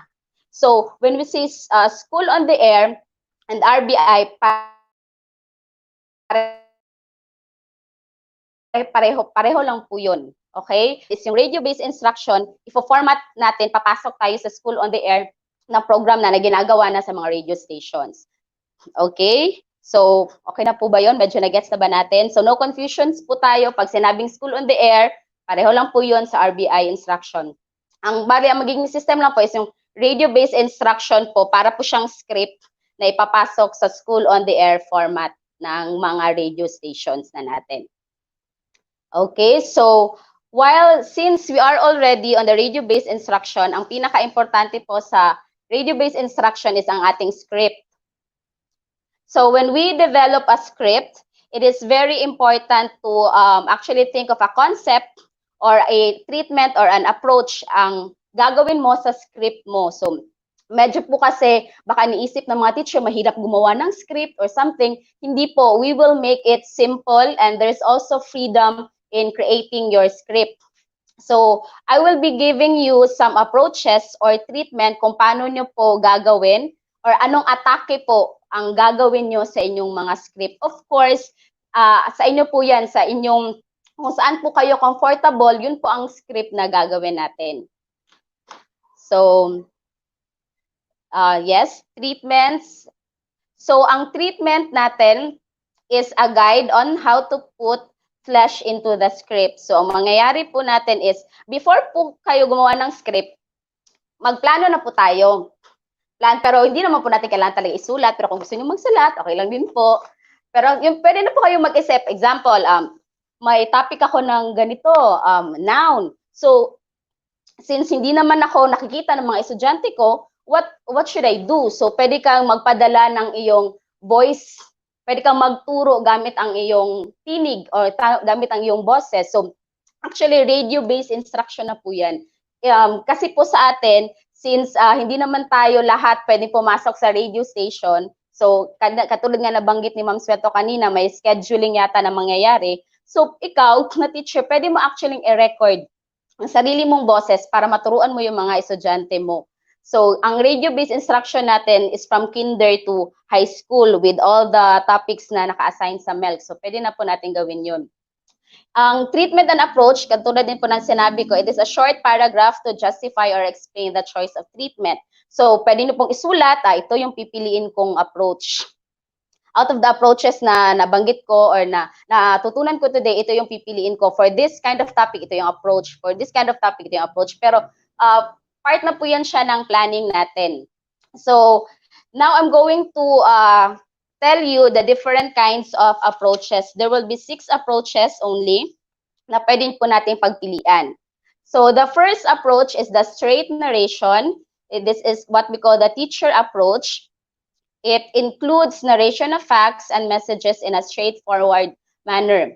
So para lang po tayong nagtuturo sa ating classroom, para lang po tayong nanonood ng TV news, para lang po tayong nanonood ng mga nanonood sa TV natin, nagsasalita yung mga different broadcasters, para din po tayong nakikinig straightforwardly kapag sa radio station.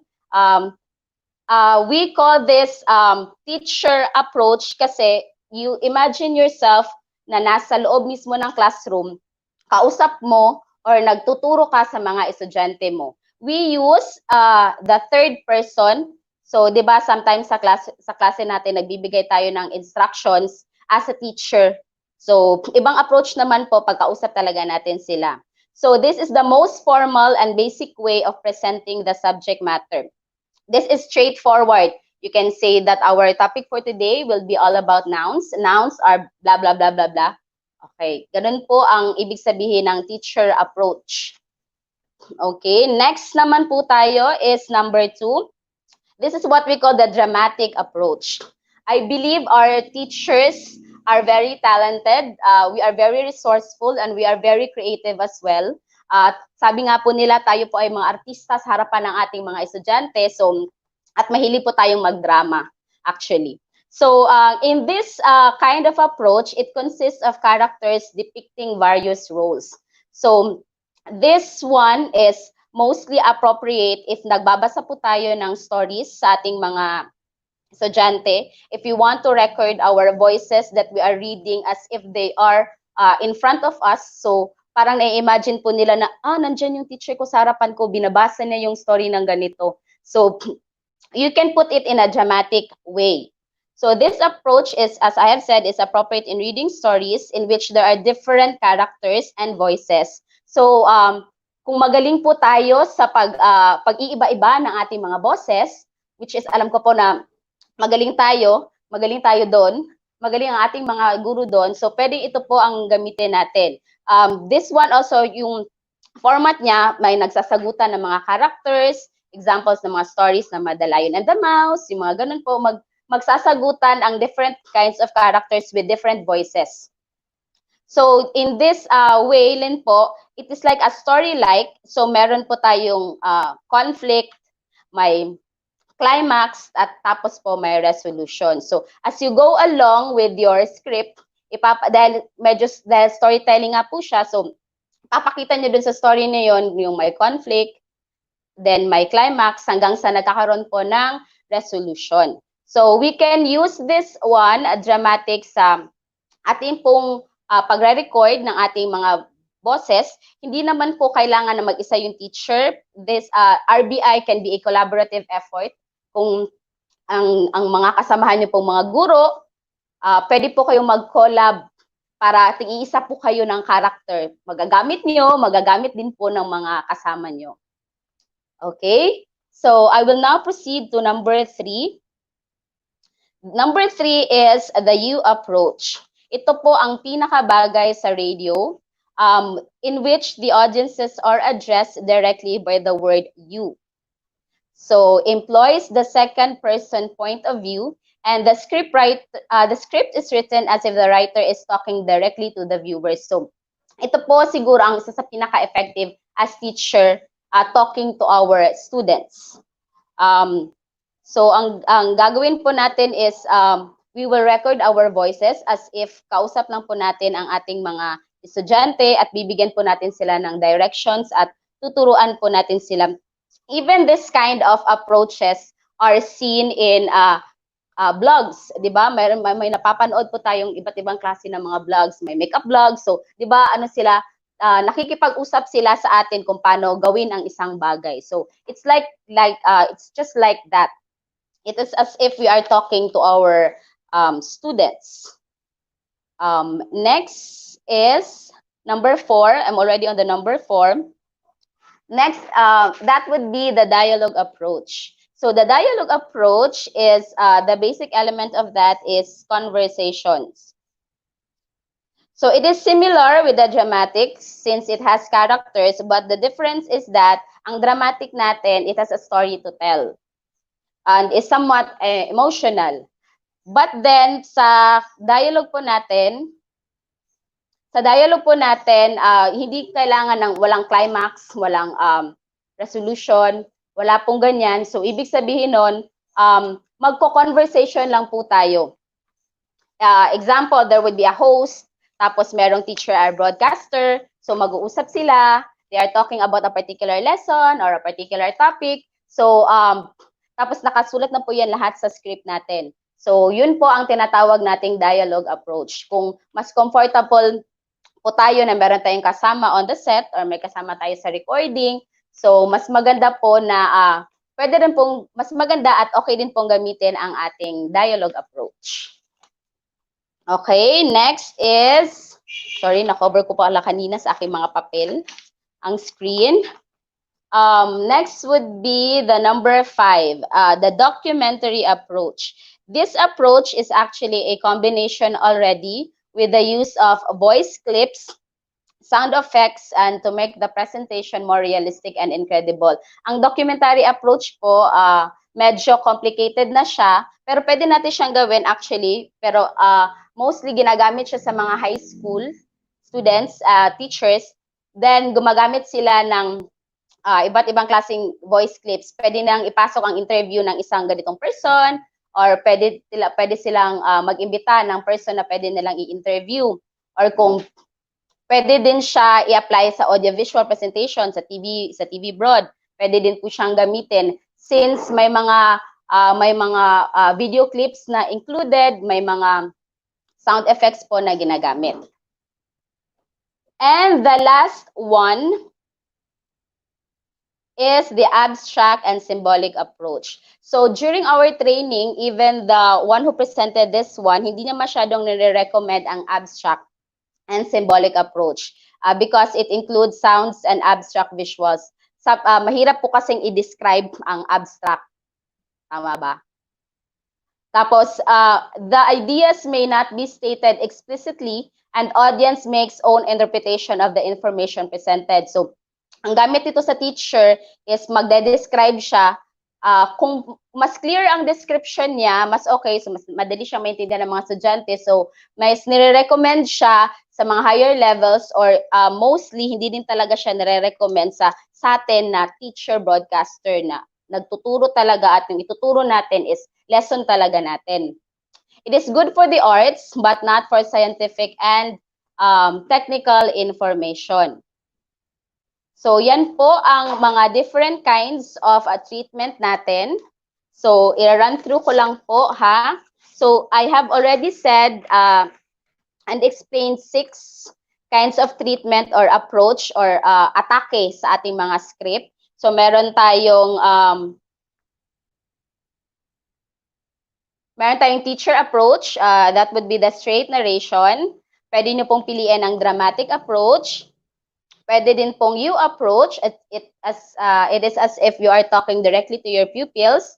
We also have the dialogue approach. Kung dalawa kayong teacher, pwede kayong mag-create ng conversations. Tapos habang nagtuturo kayo. We also have the documentary approach and the abstract or symbolic approach. So this kind of approaches is makikita po natin sa inyong mga script na gagawin. So later naman, a co-presenter of mine will give a sample on the script para makita nyo po na madali lang pong gawin ang ating script. That would be all. Thank you very much for listening. I hope you have learned something from me. Let us all be a teacher broadcaster since we are in the new normal and we can always record our voices and give it to our pupils. Thank you very much and happy learning! Thank you so much, Ma'am Sheila Rose Amodia. Ayan, sabi ni sa atin ni Ma'am, yung mga approaches naman po patungkol sa ating Am I too RBI. fast, sir? Tama lang ba? Masyado ba ako mabilis? Okay lang naman po, Ma'am, hindi naman po. At malinaw po yung pagpapaliwanag ninyo kasi po lahat naman po Salamat ay may po. chance to lahat naman po ay pwede. Hindi lang talaga may chance. Lahat po ng ating Lahat teacher po ay- ay pwede pong maging teacher broadcaster either in the radio base or in the TV base. Kasi po, it's a Opo. matter of creativity at the same time yung ating mga training nga kasi nag-train nga tayo doon sa with the UP no na Opo. ano din yun. Maganda din yung naging karanasan natin doon. Of course, meron pa tayong another session doon. Okay, thank you so much, Ma'am Sheila Rose. Thank you, And sir. good morning sa inyo. Okay po. Ayan, si Ma'am Sheila Rose Amodia. Okay, sa pagpapatuloy naman po ng ating RBI session ngayon, let us all welcome on screen naman ang magtatakel po sa atin, magtatalakay po ng principles in writing for radio. We have Ma'am Jerica Aiko B. Domanayos. Ayan, good morning, Ma'am Jerica. Good morning, sir. Good morning to everyone. Okay po. Go ahead po, Ma'am Je.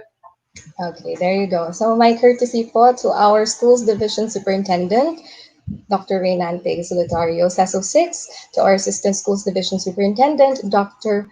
Rebecca Zisago, to our CID Chief, to our SGOD Chief, and to all our Education Program Supervisors, and to our Public Schools District Supervisors, and most especially to our teacher participants for today's RBI session. I hope that we will get to learn more on the rest of the topics that we're going to discuss together with my co-presenters. Now, as what Ma'am Shala has presented to us, she has given us the overview of RBI and SOA, and she has also given us the treatments on writing a script. So at this point of time, allow me to share what I have learned for my part here on the principles of writing in radio. So can you share the slides, please, sir? So in order for us to transform our modules into scripts for RBI, we should get to know or we should be acquainted with the principles of writing. Writing not just in written literature, but this is writing for radio broadcasting. Can we have the slides, please, sir? I believe this is the slide for our presentation po of the sample script, but that will be presented later on. However, on my topic, we are going to dig deeper on the principles in order for us to give a good type of script in radio broadcasting, particularly in radio broadcast instruction. So, can we have now the PPT or the PowerPoint presentation po? There you go. Yes, the principles in radio script writing or writing in radio. There you go. Next slide, please, sir. So here are the principles in radio script writing. First is be brief. We should be very brief because broadcasting is constrained by time.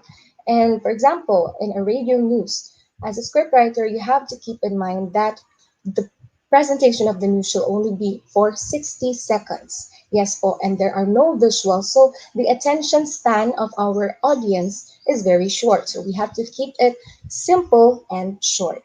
Now, in the context of the SOA or School on Air, I have here a sample format for a 30-minute lesson po. And we have here the parts of the lesson as well as the time allotment. As you can see in the program opening or intro, that's only for a minute, the feedback portion. And the feedback portion is very important po because we can have here the kamustahan of our students, and we can do the kamustahan. We can try it via SMS. We can send texts to our official phone numbers in our radio station. And at the same time, here on the feedback portion, we can have the checking of the assignment that was given from the previous broadcast so that the learners will track how much they have learned. And you can do it for 5 minutes. Next is the review of previous lesson for 5 minutes. The musical break. Actually, we can invite learners to perform, sing. They can even do poetry interpretation, or you can even add in an infomercial here on this part for 2 to 3 minutes. And also, this is the meat of our School on Air program, which is the lecture of the day, which is only for 10 minutes. You might be wondering, ma'am and sir, why is it only for 10 minutes? It's because po, this is the most ideal. I believe if the audience will listen to a very lengthy lecture, they might find it boring. So we have to use the most essential learning competencies.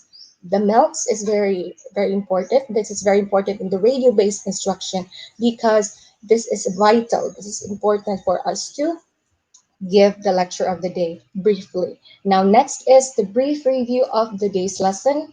Let's go back po. Brief review of the day's lesson for 3 minutes, the announcement or reminders for 2 minutes, and the closing extra for 1 minute. And as what our trainer from the previous webinar has said, this is the most ideal 30-minute lesson. Most ideal. However, you can modify your own po. You are free to change anything, add more airtime, or even add more segments. Next slide, please. Next is personalize. Yes, we should know our audience because knowing our audience is essential to be able to reach them effectively. We shall gather information about our audience. We should know what grade level are we going to create a RBI script on. Who are our target learners? That is very important because, next slide please, we have to adjust the style, the language, and the content of our writing to our intended audience. For example, if we're going to write a script for grade 2 learners, we cannot actually apply that script on the grade 7 learners because they have different levels, they even have different interests and different topics. So there you go. I hope that is understandable. Next slide, please. Let us be clear. We shall use simple words and avoid a long word when a short word will do. Now, in radio broadcasting po, every second counts. Yes po, our airtime is very precious. So we have to be clear. We have to be concise. We have to be simple. Next slide, please. Be precise. Use words carefully to provide specific meanings. Now, when we write a script, we are not actually writing a printed literature. We are writing a reported broadcast. We are going to report this one. And in order for us not to sacrifice our airtime, we have to be precise. We have to say what we mean. Next slide, please. Using contractions. Using of contractions is very important because it sounds more natural to the broadcaster's part whenever he or she is going to read the script aloud. So instead of saying will not, we can say it as won't. We can use won't. Do not, we can use the word don't. However, there is a trick here. Next slide, please. We have to avoid contractions. So when we want to emphasize a very important point, especially this is particularly in writing news. For example, here, the senator does not support the Freedom of Information Bill.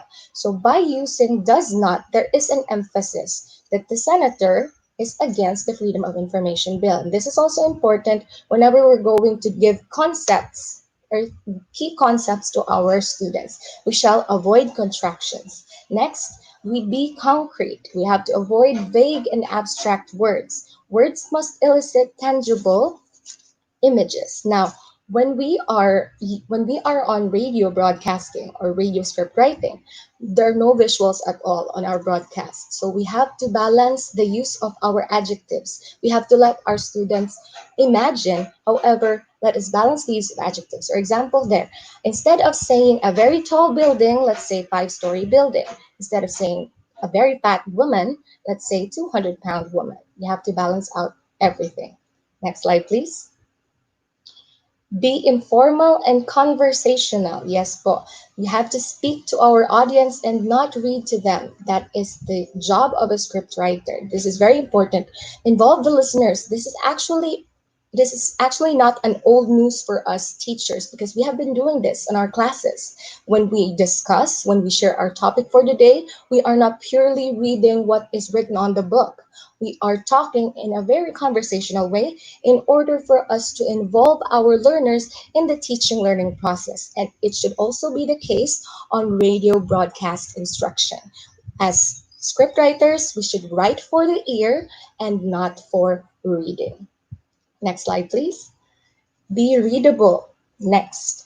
Broadcast copy must be smooth and readable. The broadcast copy po is the broadcast script. Avoid sibilant sounds using too much words with the letters S and Z's and even tongue twisters because we would like our broadcasters to deliver the script smoothly and without all the bulol, and we have to avoid being tongue tied.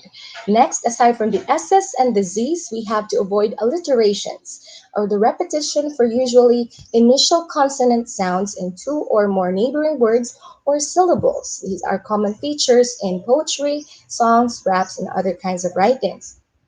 Examples are the following: wild and woolly, threatening thongs. Yes, there you go.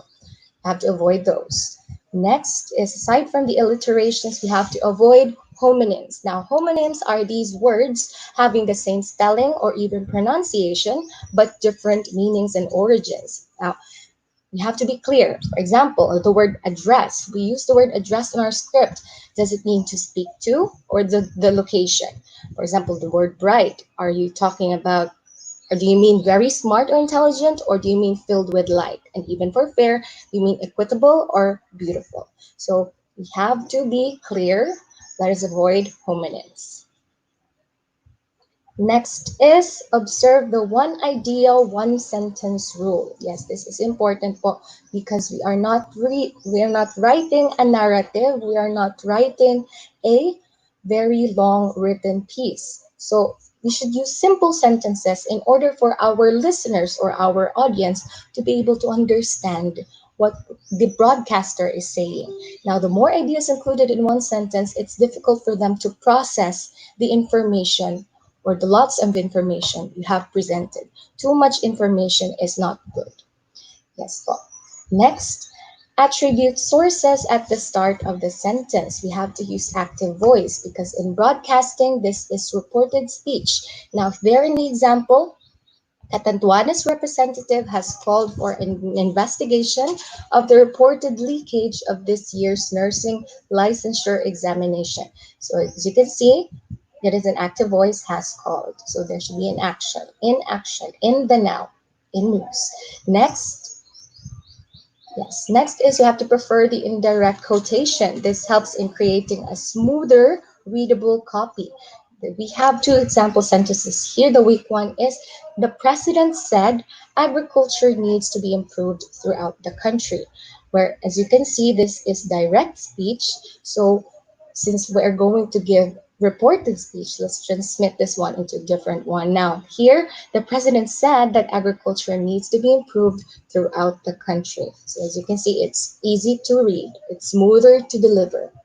Next part. Provide phonetic spelling for unfamiliar words or jargon. Now, it is said that we have to use simple words or simple sentences. However, if it is unavoidable to use unfamiliar words and if we have to use jargons, we still have to give the meaning or illustrate or explain the concept to our listeners. For example, in the sentence, ang Lamesa watershed ay isang reservoir o imbakan o mapagkunan ng tubig. So instead of just saying ang Lamesa watershed ay isang reservoir, the listeners might be having a hard time. What is reservoir? So let's help them. This is actually very good because we are adding up words in the vocabulary bank of our listeners, our learners. Next slide, please. Use transition words. Yes, we are very familiar with this because we are presenting two or more ideas. So we have to use transitional devices in order for us to give cohesion on the entire write-up. So here in the sample, the transition word used is likewise. Administrators of the country's nursing schools support Santiago's call for investigation. Next slide, please. This one. Repeat the message if necessary. This will make it more memorable for the audience. Yes. By repetition po, we are giving the chance to our listeners or to our learners the retention. They can retain the message given to them or the idea or the information given to them. For example, the number to dial is 536-2433. Again, call us at 536-2433. So our learners will be able to retain the message or the idea that you have given by repetition. Next slide, please. Use abbreviations or acronyms sparingly and properly. Now, it is not said there that we should not use abbreviations or acronyms, but we can use it in a proper way. How? Here on the samples, on the first one, the DOH budget. DOH, since most of us, this is general knowledge that DOH means Department of Health, it's okay to use abbreviations. On the other hand, we can also have DepEd, the acronym DepEd. We already know that DepEd means Department of Health. And how about the acronym PAG-ASA? It's very long, but if you will really write it on your script, you would sacrifice the airtime because it's a very long. PAGASA, it's very long. Now, you can use acronym. Now, on the other hand, if the acronym is not very common to everyone, if you think the acronym is not common to your audience, you have to spell out or you have to give the meaning of the abbreviation or the acronym. Now, as you can see there, the International Monetary Fund or IMF has approved blah, blah, blah. Next slide, please.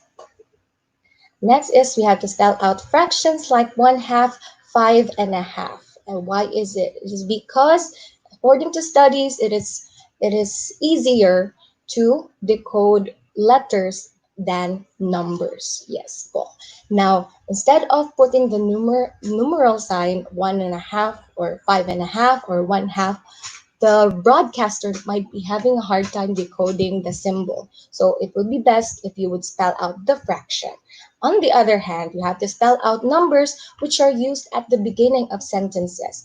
And one principle po in radio script writing or writing a script for radio is we should not start our sentence with a number. Yes po. So we have to spell out. Next is we can spell out numbers from 1 to 10. However, we have to use numerals or the numbers for numbers 11 to 999. Now, what happens if the number goes on thousands? Let's go to the next slide. Avoid beginning sentences with a person's age and in general with any number. So that's what I said a while ago. We have to avoid beginning numbers or writing scripts wherein on our first sentence it is a number. And We have to spell out dollars, cents, pesos, and percent. We have symbols for this on our keyboards as we write the script. However, we have to avoid doing so because it might give confusion to the broadcaster. Next is for kilograms and meters. Sorry, but for kilograms and meters, we shall not abbreviate. Yes, po, abbreviate the metric units. Next po. And this is handle figures properly, round off figures. There in the example, almost 100 graduates have also filed a petition. We can say that maybe the exact number for this is about 97.5 percent of the graduates, but it would not be best if we will start our sentences with numbers. So we have to round off to the nearest figure. So almost 100. Next is a budget of, this is what I was saying a while ago about when the number goes on thousands. So a budget of 5,980 was allocated to the municipality. So as you can see, we have to give the number 5, the numeral 5 next with the word thousand, numeral 9 next with the word hundred, and 80 was allocated to the municipality. This is very important in order for the broadcaster to deliver the script or deliver the broadcast well in a smooth manner. Yes, that's it for my topic for today. I hope if you have learned something from what I have shared to you from the previous webinar that we have attended. Thank you so much, Paul, for the opportunity for talking to everyone and sharing what I have learned po. And I hope that we'll be having a great time writing our scripts because we can be radio broadcasters. Yes, radio broadcasters in our very own ways. Yes, that's it for my talk and God bless to everyone. Thank you so much. Thank you so much, Ma'am Jerica Aiko Dumanayos, for that very um, detailed presentation regarding the your topic po on the uh, principles in writing a radio script. Okay po. Thank you Thank you so so much. much po. Ingat Thank po kayo. you. Okay, moving on, we are going to have our second to the last speaker for RBI instruction. Let us all welcome Ma'am Johanna May Sichon. Hello, Ma'am Jo. Hello, good morning, Di Sir po. Jude. Hello, Hello, ma'am. Apo. hello. Can you hear me? Yes, ma'am. Loud and clear. Okay. So once again, to our bosses from the Panabo City Division, our school heads, fellow teachers in the same division, and to all teachers, parents, and our partners in DepEd who are viewing this webinar, once again, good morning. Now, my presentation will focus on the technical script writing application. So for the different schools here in our division, if you are planning to make use of radio-based instruction as a mode of delivery, this presentation might prove useful. Now, disclaimer, there is no standard script format yet that was issued by DepEd Central Office. So what I'm going to show you will be a combination of the rollout that was given to RBI teams from the different divisions in the national level, as well as the sample script that was published on the LMS.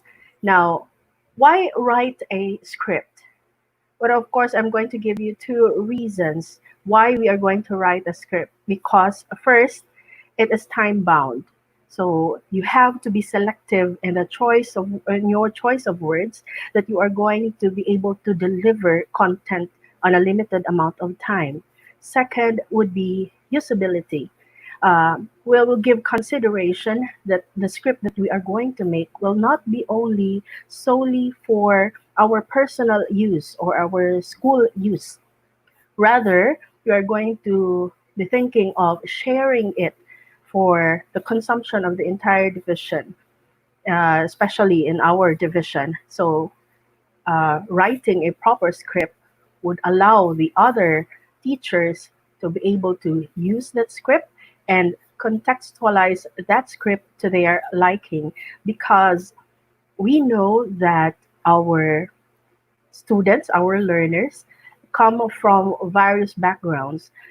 Students who grew up living near the seas will have different experiences from those children who live from the uplands or the hilly sides of our community. So, using uh, the seas, the beach would be a different context, will have a different impact as opposed to those who grew up in the barrios.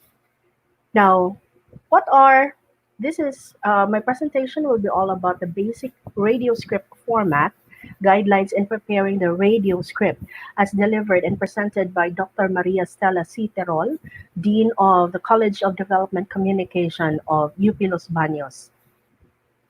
This was a rollout last July 3. So number one would be page layout. So talking about how to print your scripts, it should have a 1-inch left margin. It will have a source of sound column and the copy blocks. Next slide, please. This is how it would look like, having all those parts. The page layout.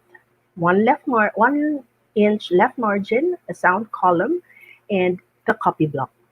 Next slide, please. Now, spacing. Each line on your script should be double spaced. Why double spaced? Because it's easier to do editing and it will be easier to see errors, typographical errors for that matter, if these are spaced well, especially when you have commands such as those that are typed in capital letters. Next slide, please. Page numbering. Put page number at the top right corner, a maximum of 3 repetitions. Put slash or ellipsis after the number. Write the first 2 or 3 words of the title. Now here is an example. Now for our sample script, the topic that I have chosen is a grade 2 English lesson, particularly quarter 2, most essential learning competency is predicting outcomes. So the title for this is Predicting Outcomes, The Greedy Dog by Aesop. So you have the first 2 words of the title, Predicting Outcomes, and 222 correspondingly to refer to page 2 of your script. Next slide, please. Next, we have line numbering. Line numbers are at the far left-hand side of the page, um, just before your sound block. Make sure that the numbers correspond to the lines. Again, why have these line numbers? Now, if you are going to have recording and if you want to record another line because you're not satisfied with the previous recording, you could say, okay, let's start recording. Let's begin with line 5. So you immediately begin with line 5 for host, and then you start recording. Next slide, please. Next is the source of sound. It can be found at left portion of the page. Indicate the type of sound to appear. Use ANNCR for announcer or NARR for narrator. For multiple voices, type the names of the characters, such as Sheila, Cherry, Brian. This is particularly true to be applied if you have an infomercial. So an infomercial is something that you insert within your script as a form of a breaker. It's informative at the same time, not introducing a particular product, but rather it could be something that promotes your school, promotes the program of the school, programs of DepEd, programs of the Department of Health, especially on our Wash in Schools program, your hand sanitation, or how to avoid or how to prevent the COVID-19 or from acquiring the COVID-19 disease. Name of characters should all be typed in capital letters. Next slide, please. Here is an example.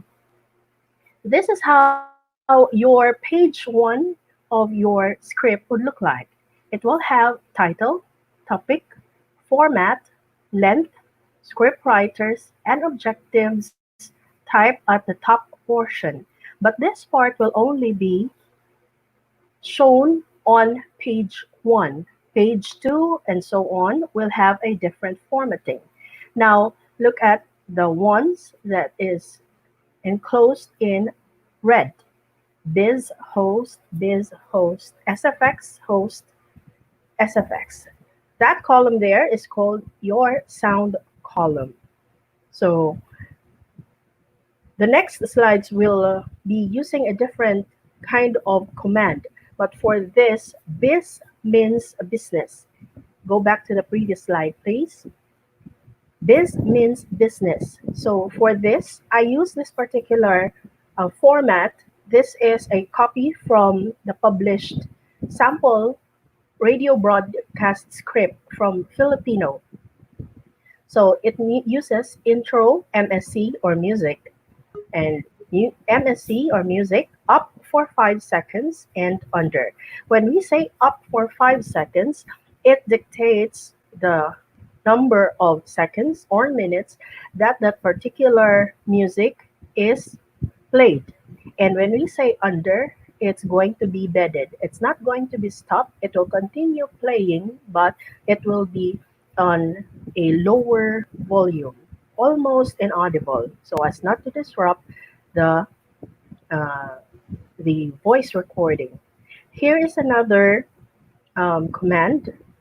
SFX barking dog line number 7. SFX barking dog up for 2 seconds and out. When we say up and out, it will the SFX or the sound effects will only be up for 2 seconds and it will automatically be turned off. Next slide, please. So 6 is music cues. Music or MSC appears on the source of sound column. Now, this could be your prerogative. Either you use this to apply for various commands or use this particular line to specifically mention or make use of music as an application to your script. Now, description of music appears in the copy block. All instructions for music are in all caps and underlined. Next slide, please. To show you an example, here is how it would look like, the ones that are encircled. But then again, for this particular script, I made use of biz to refer to intro music and to play music for 5 seconds and bed it for your script. If you are going to use music instead of biz, it's going to be MSC or music intro, and then line number 2, MSC up for 5 seconds and under. So it's going to cost you more paper and more lines to consume instead of having this kind of format. Next slide, please. Next is sound cues. Sound cues, SFX, appears on the source of sound column. Description appears in the copy block. So here is an example shown below. Again, SFX, line 7, SFX, barking dog, up for 2 seconds and out. Line 11, SFX, children clapping. Okay, next slide, please. Number 8, copy block. Words to be spoken, typed in uppercase and lowercase. Everything that will not be spoken will be in all caps. Directions to actors or talents are written all caps in parentheses but not underlined. Example. Next slide, please. So here, lines number 6 to 8. You can include pauses there to instruct your talent or voice actors to make a clear pause before proceeding. Allow me to read number 6 to 8 and line number 11. Hmm, hey, that dog has some meat too, and his is bigger than mine. I'm going to take it from him. Or, give me that. Next slide, please. Dividing words. Never divide a word or words across a page or between lines. If a paragraph or sentence carries over to the next page, try to break the copy at a comma or natural pause. A newscaster can change pages more easily because if it's going to be awkward where you cut your line, the newscaster or the reader might have a difficulty reading those parts and you will have to record once again.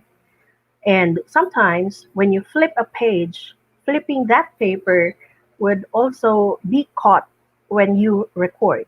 So it's not going to be pleasant when you hear it. So here is one example.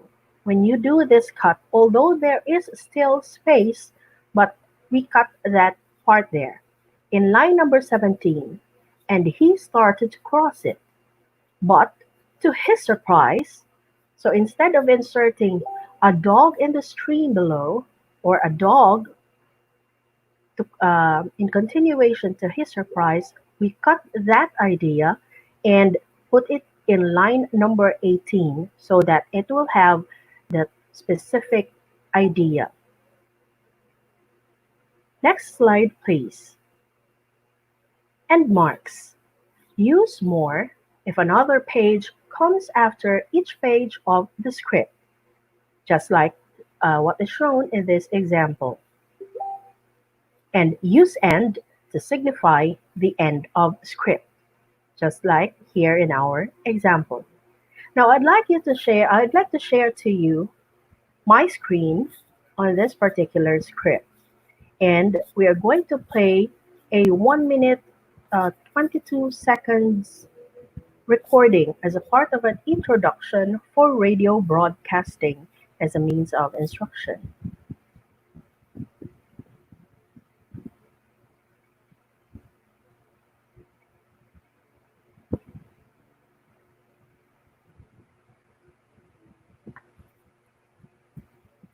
Sir Tai, can we play our Ma'am audio Jo? recording? Ma'am Jo? Yes, sir. Or you give already the presentation to sir? You will Sir, be the can one. you? I have already forwarded the sound clip to Sir Tyrone. Okay. We will just wait for Sir Tyrone to play it. Thank you, ma'am.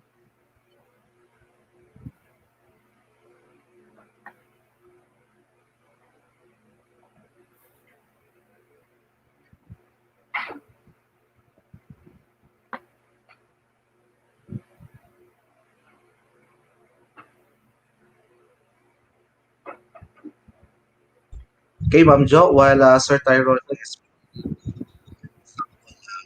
voice, we are reminding all our teacher participants to please do not forget to ask questions with the given links on your screen.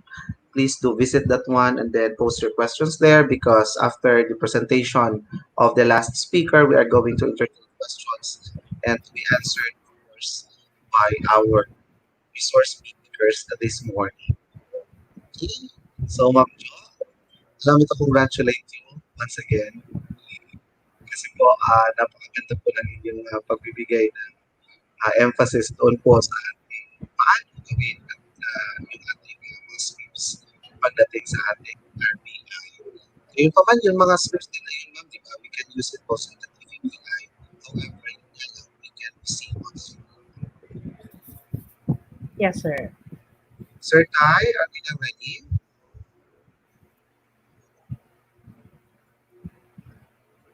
Okay. So again, Ma'am Jo, while waiting, let us first promote our pages po, and our official social media accounts. Ito po. Please do not forget to, of course, like and share our Facebook page. Yan po, for the SDO Panabo City. Just visit facebook.com/adeptedpanabo City. Then hit like, and then you may share it also to your co-teachers, to your friends, and even to your relatives, to your family members. Pwedeng-pwede po yan because on that note, they will also be updated with the latest information and information coming from our schools division office. And of course, we have also our YouTube channel. Do not forget to subscribe. We are expecting that around almost 2,000 or more than 2,000 teachers of Panabo City will be subscribing that channel, and then you will be updated also of the latest posts and uploads of the videos regarding our training and other video presentations that is related or that are related to the educational system also of our SDO. Okay. Sir Tai, can you give us any update po regarding the presentation of Ma'am Sichon?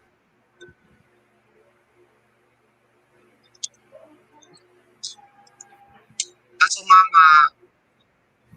Sichon, do you have any tips pa? Can you give us more tips while waiting to Sir Tyron's presentation of your topic? Yes. Regarding radio broadcasting, um, it could not be made just by one person. You have to create a team within your schools in order to come up with a good radio production.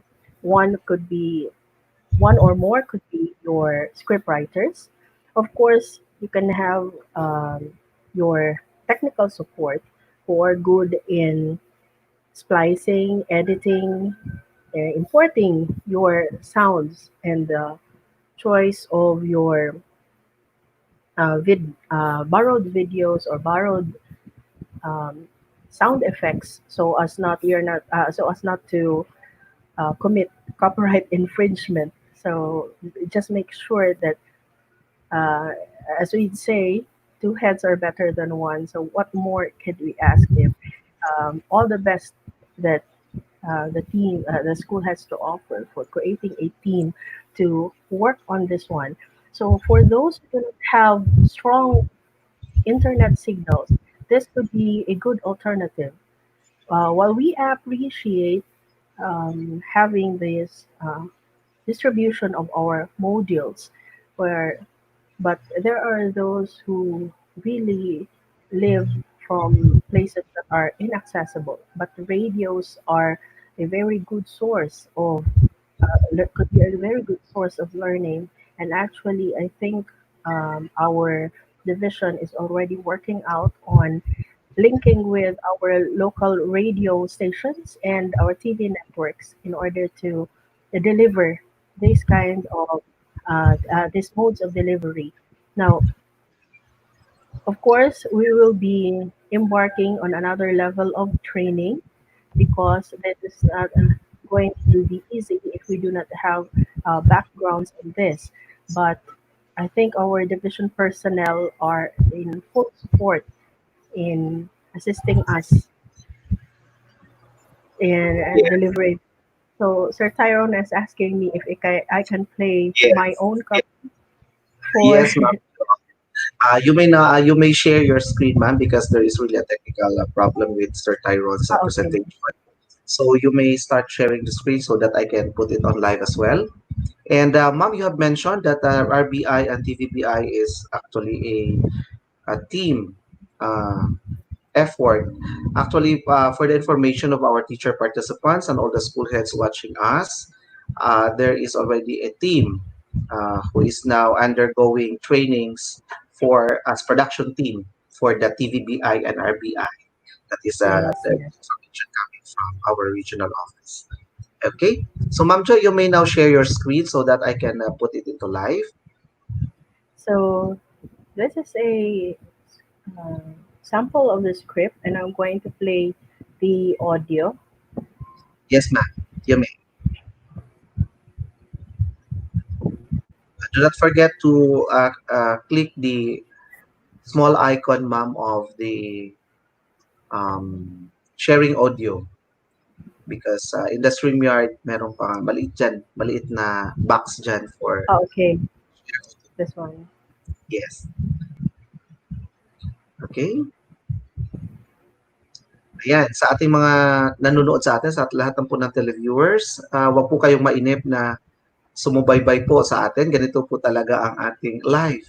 Ito po talaga ang ano natin, kasama na po to sa ating mga pagdadaanan kung once we are on live po ano po. Pero ganun pa man, hindi po tayo magsasawang makinig at manood dahil po lahat naman ng naibigay na impormasyon mula sa ating mga resource speakers are all very important. At the same time, magagamit po talaga natin yon once we also want to be with the RBI and TVBI delivery. Okay, so Ma'am Jo, are you now sharing your screen? I can see it in backstage. Yes, sir. This is the sample script, and I'm going to play an audio clip of this introductory part of this script. Okay, ma'am, sorry to cut you, but I haven't seen pa your screen at the back of the stage. So do not forget to share, ma'am, the whole screen, or you may share a window.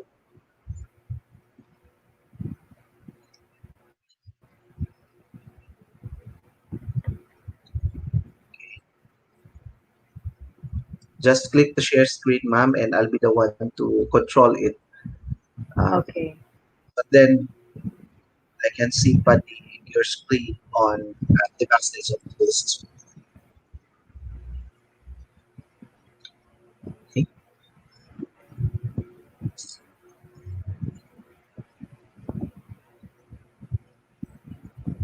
There. Okay. I think Sir Tyrol is back. Is this okay now, sir? Not yet, ma'am. No signal yet from Sir Tyrone. Okay. There. Okay, ma'am. Sir Tyrone is now. Okay.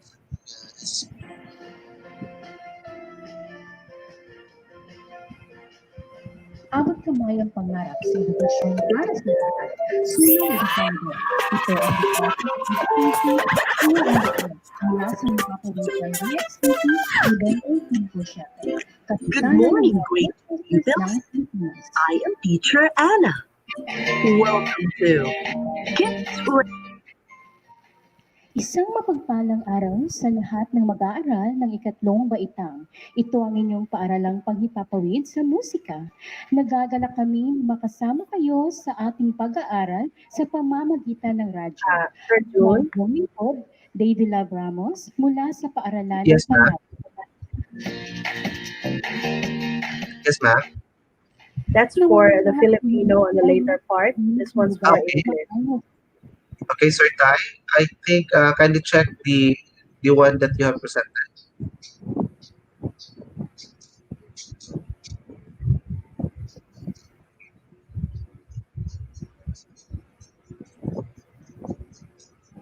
Ma'am, you may share your screen, ma'am. If you may share your screen to the backstage of the StreamYard.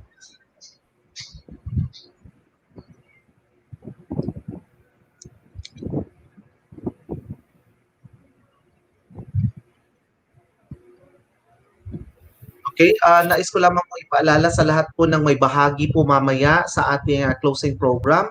Lahat po nung ating mga magbibigay ng impresyon, allow me to read their names so that they will be notified that I already created a GC so that you will also be updated. At the same time, you will be prompted on when you are going to enter the StreamYard because limited nga lang po ang laman ng backstage natin. Ano po? So please, ito po babasahin ko yung mga pangalan ng ating magbibigay sa atin ng impression. For Key Stage 1, we have Ma'am Carmelita Ubaldo. Ito, si Ma'am Carmelita Ubaldo of Rizal Elementary School. For Key Stage 2, we have Ma'am Genevieve Camposo from Credo Elementary School. For Key Stage 3, we have Ma'am Eileen Mohinog of A.O. Florendo National National High School.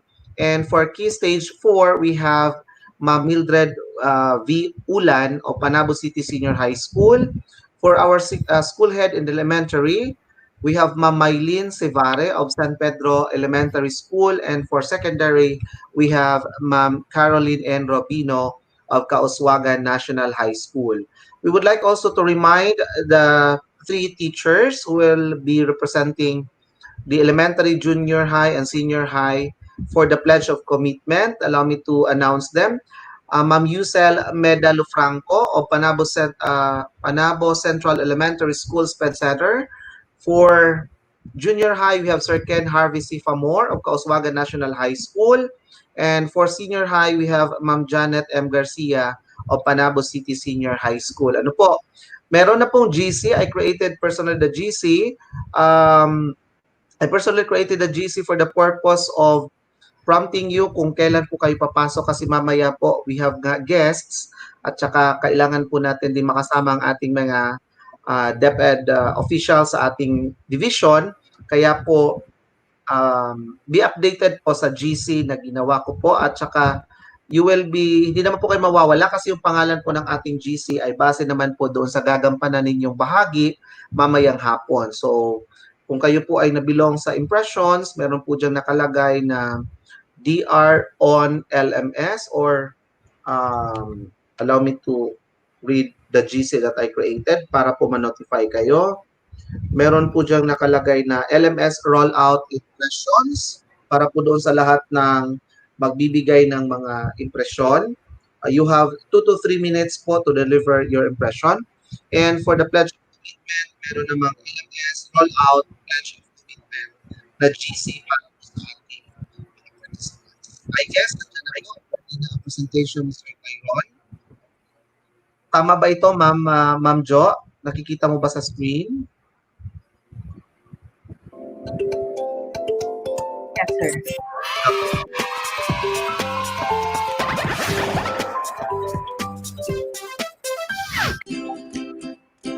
Good morning, grade 2 pupils. I am teacher Anna. Welcome to Kids Radio, your school on the air.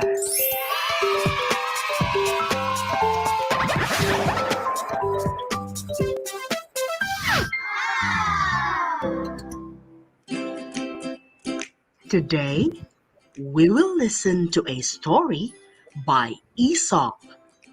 The title of the story is The Greedy Dog. Greedy. G-R-E-E-D-Y.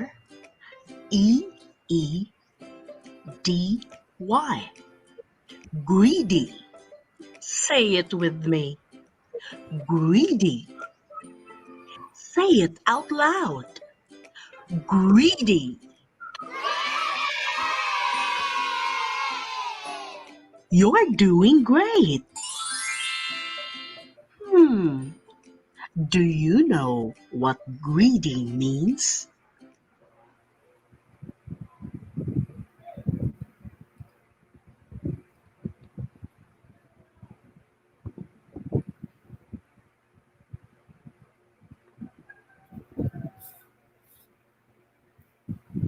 Okay, Sir June. Yes, ma'am. Was that the last presentation or there is another presentation that you will be presenting? That's the end of my presentation. Now, that was just a sample, an introductory part that consists of 1 minute and um, the part which introduces a station channel, the station ID, and unlocking of vocabulary for reading. So it's a reading activity on predicting outcomes, but it's also just trying to touch that part of just trying to visualize how the script would look like and how it's going to be interpreted when it becomes a radio production. That would be all, Surgeon. Thank you so much, everyone, for listening. Thank you so much, Ma'am Jo. Okay, ayan, napakaganda, Ma'am Jo, nung inyong pinarinig sa amin. Baka po nagtaka yung iba, bakit walang gumagalaw? RBI po itong pinag-uusapan po natin, kaya po audio lamang. At saka, dyan papasok, Ma'am Jo, correct me if I'm wrong, dyan papasok yung tinatawag natin talaga na power of the voice. Kasi we can express our emotions with using our voices. We can use different voices. Depende na po yun sa ating intonation, sa ating enunciation. Ganon din po sa projection ng ating mga emosyon. Kasi nga po, meron tayong tinatawag na yung 3 cube, yung EQ, yung emotion, the energy, and at the same time, the embellishment. Yun po ay na-apply po. Sa teatro po, meron din po yan. Okay, Yes, thank you sir. so much, Ma'am Jo, for sharing Yes, your sir. opo. So what I was mentioning earlier regarding creating a team, there are actually errors in that particular script that I want to have an interactive activity for our listeners. Unfortunately, we all are limited to this particular medium. So if there are teams, you will see that there are some errors in the script writing, in the script that is written there.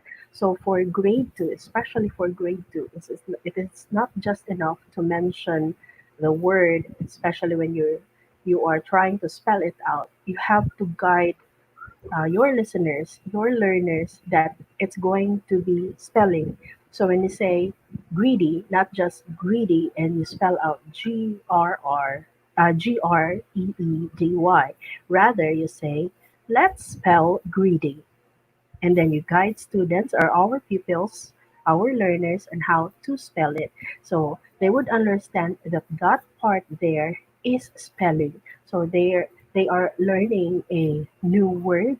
They are going to spell out that word, and then the continuation of that part is definition of the word.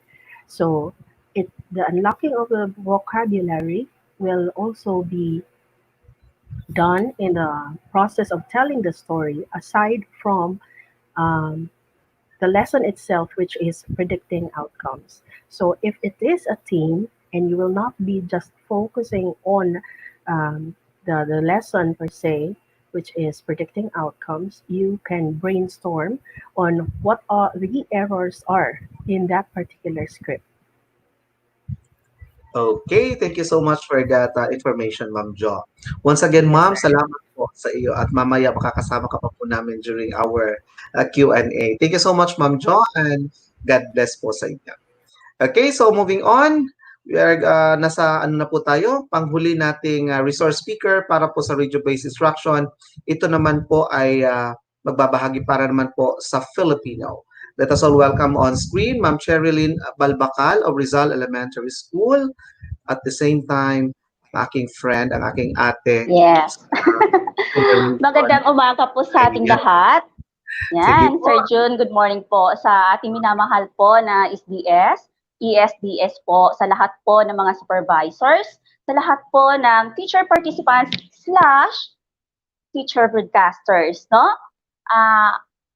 Sabi nga, pag teacher ka, broadcasters ka din, no? Kasi lagi tayong, alam nyo na. So, no face-to-face ngayon. So, itong radio broadcaster na ito ay magagamit natin para naman ay marinig po ng ating mga estudyante yung boses natin, di ba? Okay, ikinagagalak ko pong ibahagi sa inyo ang isang paggawa po ng radio script at yung radio production po gamit po ang module. Nagpapasalamat nga po pala ako sa aking kasamahan po, si Sir Roneto Alba po. Maraming salamat po nito, copyright. Sa ano po, music po sa ikatlong baitang. Ito po yung ginamit namin po na ginawan po namin ng script. Ayan. Medyo madali na lang po kung may module kasi tuloy-tuloy na lang po yung paggawa mo. And then, ito na yung script. Ito na. So, disclaimer nga, wala talagang standard na script po. So, yan. So, ito po, itong sabi nga nila, isang module po ba, isang irihan lang? Pwede rin isang on-air lang, pwede rin hindi. Kasi depende po yan sa topic, di ba? Lalong-lalo na po sa elementarya na kailangan mong ulit-ulitin para po maintindihan ng mga mag-aaral natin, di po ba? So kanina, busog na po tayo sa mga approaches, paano gagawa ng script. So mamaya, magbibigay po kami ng mga halimbawa. So sabi nga nila, medyo mahirap po gagawa ng script. At lalo-lalo na pag mag-radio production na kasi kailangan po natin ng mga kagamitan. Lahat naman po tayo may laptop, di po ba? Ayan, meron din tayong speaker, no?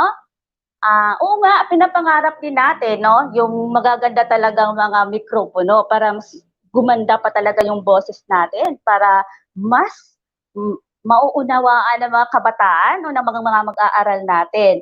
So kung may mga kagamitan tayo, may laptop tayo, may speaker, may microphone, pwede na yon, pwede natin gamitin yon. May mga music tayo, syempre may mga playlist tayo, no? Pwede rin yon. Kasi napaka-importante po sa production din po yung mga music para naman ay hindi naman boring yung ating pag-broadcast. Okay. Sa paggawa po ng script, no? Lalo na po sa elementarya, napansin ko po na yung sa national na training ay nandoon talaga yung ulit-ulitin, no? Paulit-ulit, no? Yung mga salitang muli, isa-isahin natin, sabayan niyo ko. So pinapaulit talaga upang kasi syempre yung boses lang natin naririnig, di ba? So kailangan natin talaga na ulit-ulitin yung topic. Sa simula, sasabihin mo agad kung ano yung topic mo.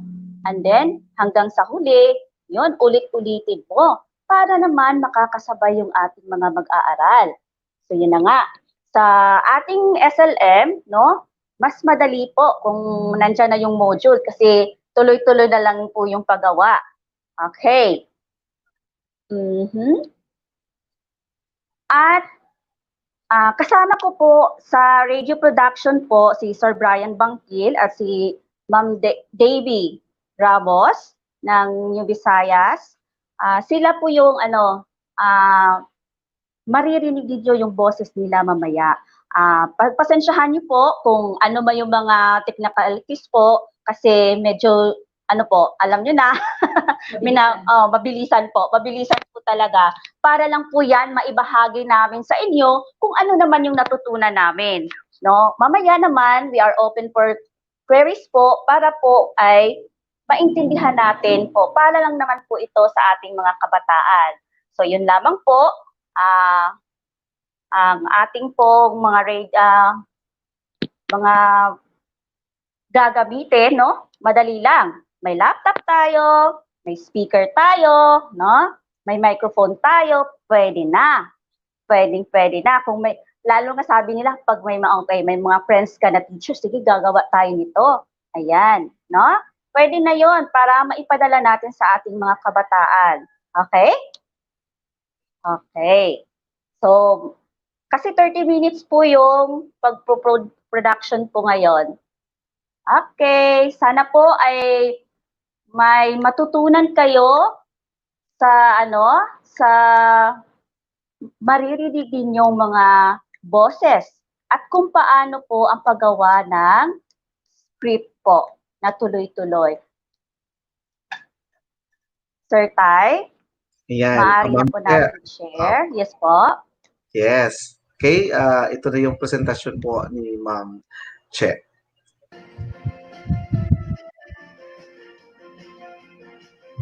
Abot kamay ang pangarap sa edukasyon para sa lahat. Sulong Edukalidad. Ito ang Department of Education's School on the Air mula sa himpapawid ng DXPC 95.7. Kapisanan ng mga broadcasters ng Pilipinas.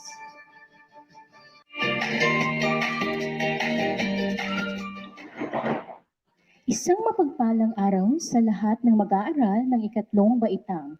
Ito ang inyong paaralang panghipapawid sa musika. Nagagalak kami na makasama kayo sa ating pag-aaral sa pamamagitan ng radyo. Ako ang inyong lingkod, Davy Love Ramos, mula sa paaralan ng Panabo.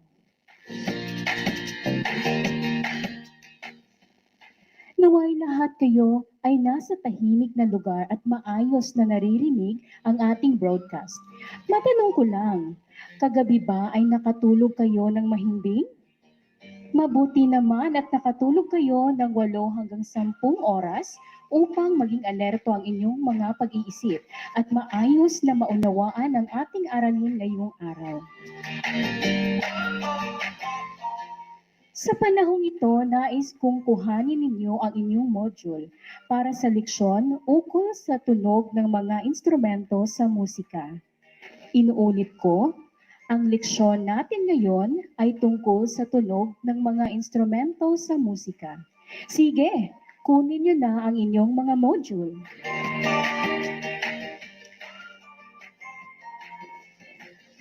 Bago natin simulan ang bago nating leksyon, nais ko munang ipaalaala sa inyo, inaral natin noong nakaraan.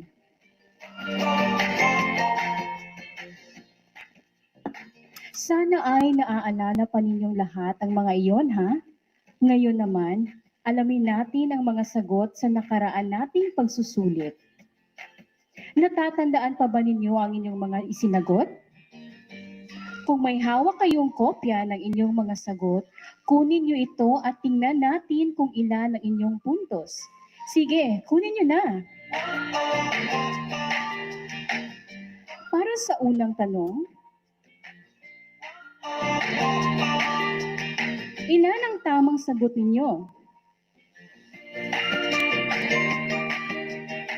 Umaasa kami na nasagutan nyo ng mahusay ang ating huling pagsusulit. Mamaya, may maikling pagsusulit tayo. Huwag kayong mag-alala. Tiyak na masasagutan nyo itong mabuti basta't makikinig kayo sa ating leksyon. O siya, alamin na natin kung sino-sino ang nakakuha ng pinakamataas na score. Narito na ang ating top-notchers sa ating maikling pagsusulit. Binabati ko kayong lahat. Sa mga hindi naman napasama ngayon, may tsansa pa kayo na susunod. Kapit lang. Ngayon ay handa na tayo para sa panibagong aralin. Game na ba kayo? Kung kailangan ninyong magbanyo, gawin nyo na ngayon. Dahil sa ilang saglit lang ay ihahatid sa atin ng ating guro ang bago nating leksyon.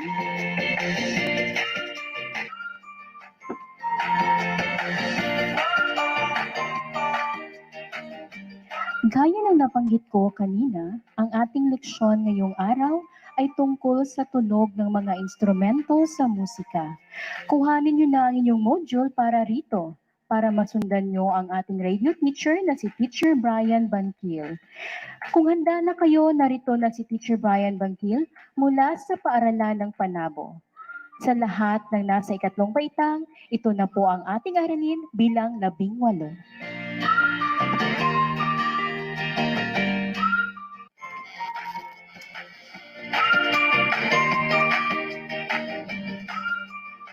Magandang araw mga bata mula sa ikatlong baitang. Ako ang inyong guro, Brian Bangkin. Kung noong nakaraan ay tinalakay natin ang mga uri ng nota at pahinga, ngayon na may pag-uusapan natin ang tunog ng mga instrumento sa musika. Inaasahan natin na pagkatapos ng leksyong ito ay kaya nyo nang makilala ng wasto ang mga tunog ng mga instrumento sa musika. Handa na ba kayo?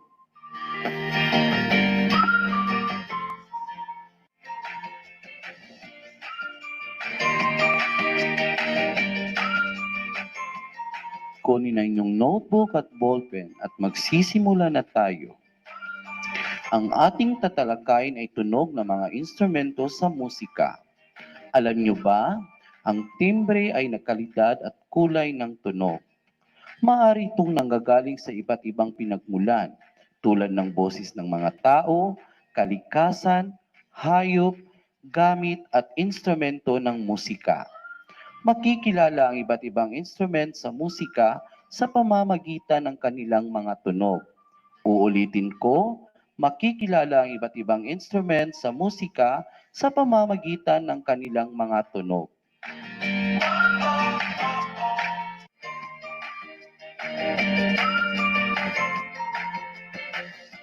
Kumbaga, ang mga tunog ay may iba't ibang pinanggalingan. Maaring ang mga ito'y nagmula sa kalikasan, boses ng tao, hayop, instrument na pangmusika, at iba pang bagay na nagawa ng tao na nasa ating paligid. Ang iba't ibang pinanggalingan ng tunog ay nakakagawa ng iba't ibang klase ng timbre. Ang timbre o tunog ay iba't ibang uri ng tunog na may kalidad o kulay. Ang instrumento ay may iba't ibang taglay ng anyo at kalidad ng tunog na siyang nagbibigay kulay sa bawat musika ng ating pinapakinggan. Huwag kayong bibitaw. Ipaliliwanag ko pa iyan ng mas maigi.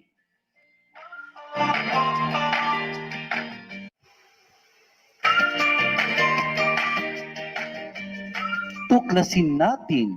Maganda ng ballpen at papel. Handa na bang matuto? Wow! Lahat ay handang-handa na talaga. Piliin at isulat ang titik ng tamang sagot. Unang tanong, ang trumpeta ay isang instrumento na hinihipan na may tunog na patlang. A.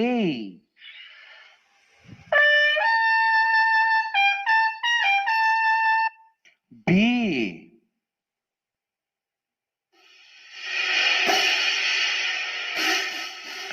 C.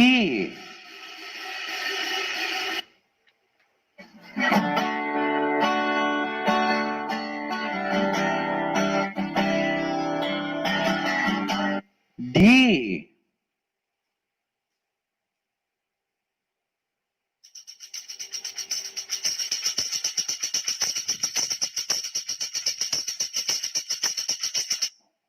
Ang sagot ay A. Tama! Magaling! Ikalawang tanong. Ang gitara ay may tunog na patlang. Ito ay kinakalabit upang mapatunog. A.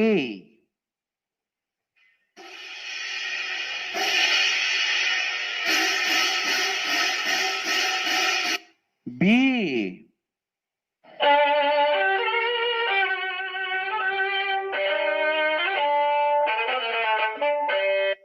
C.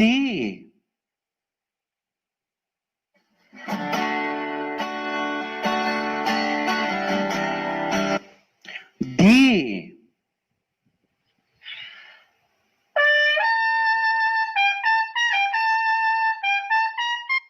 Ang sagot ay C. Tama! Magaling!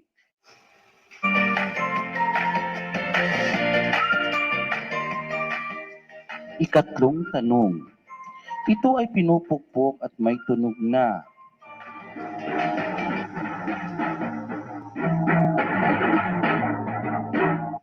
Na dumadagundong ang patlang. A. Pumpyang. B. Trompeta. C. Tambol. D. Maracas. Ang sagot ay C. Tama! Magaling!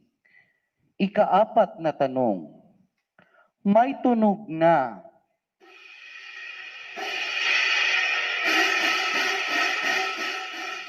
Ang patlang kung ito ay hinahampas.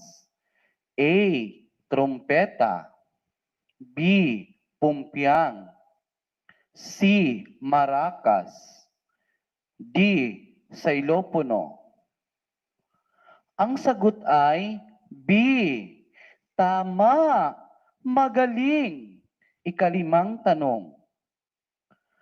Ang tunog ng silopono ay patlang. Ito ay pinupukpok. A.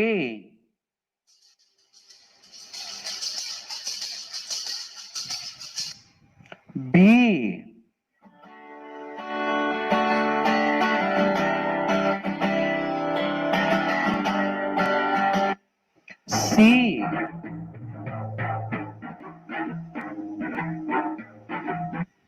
D.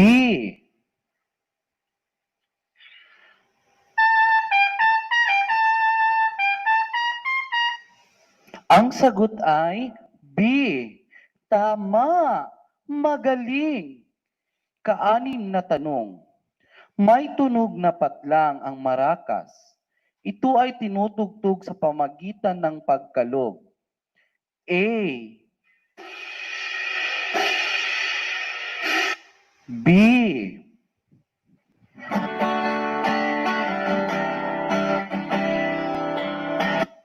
C.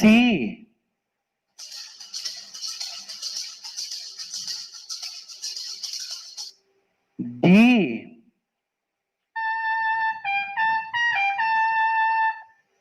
Ang sagot ay C. Tama. Magaling.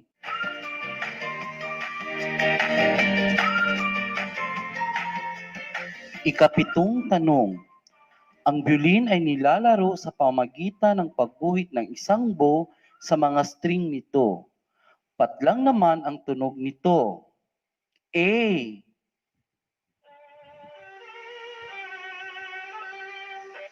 B. C.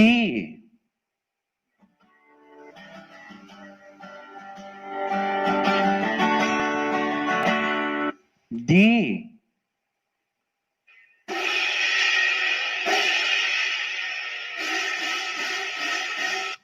Ang sagot ay A. Tama. Magaling. Ikawalong tanong. Hinahawakan at pinatugtog ang tamborin sa pamamagitan ng pag-alog dito. Ano ang tunog nito? A.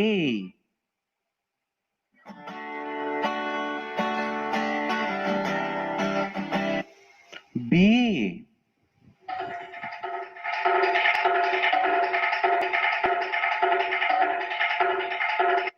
C.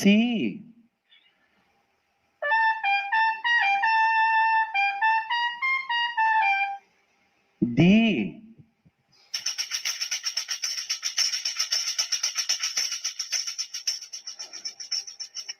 Ang sagot ay D. Tama. Magaling. Ikasyam na tanong. Ito ay tinutugtog sa pamamagitan ng pagtapik. May tunog na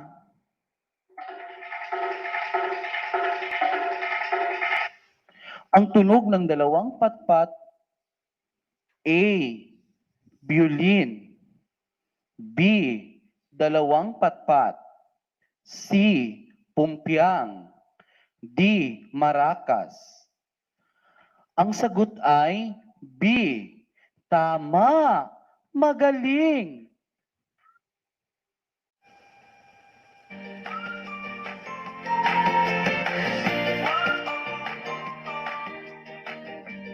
Makikilala natin ang mga uri ng instrumentong pangmusika sa pamamagitan ng tunog nito. Iisa-isahin nga natin ito. Una, trompeta. Pangalawa,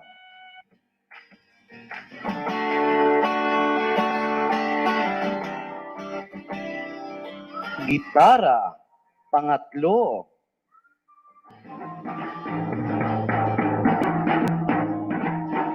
tambol. Pang-apat, pumpyang. Pang-lima,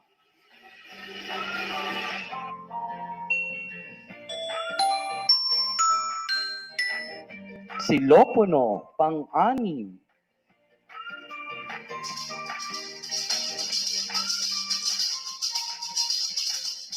maracas. Pang-pito,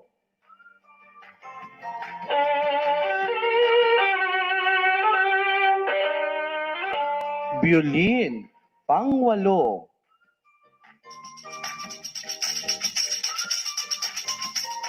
tamborin. At ang huli, pang-siyam,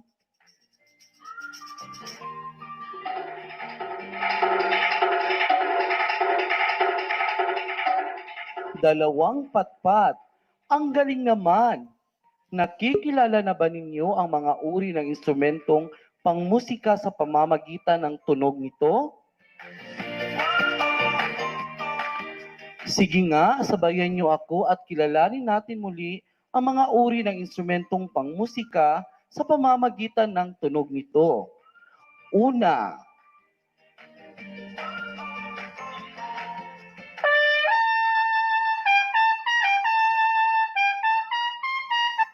trumpeta. Pangalawa,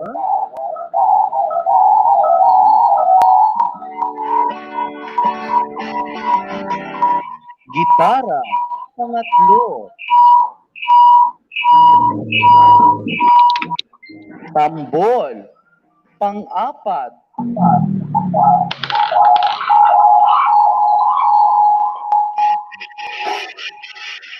pumpyang. Pang-lima, silopono. Pang-anim,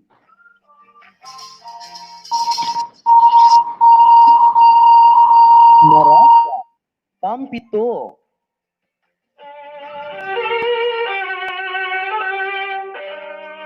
violin. Pang-walo,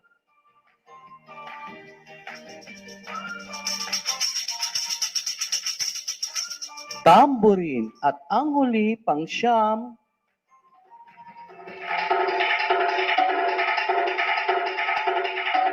dalawang patpat.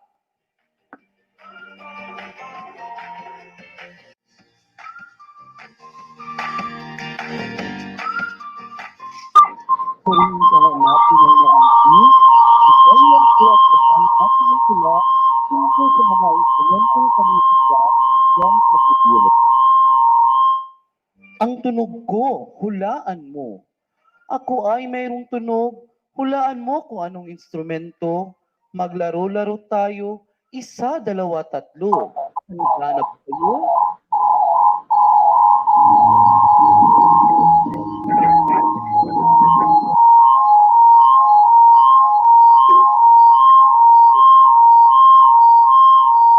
O ayan, yan po medyo mataas talaga yan siya, 30 minutes po.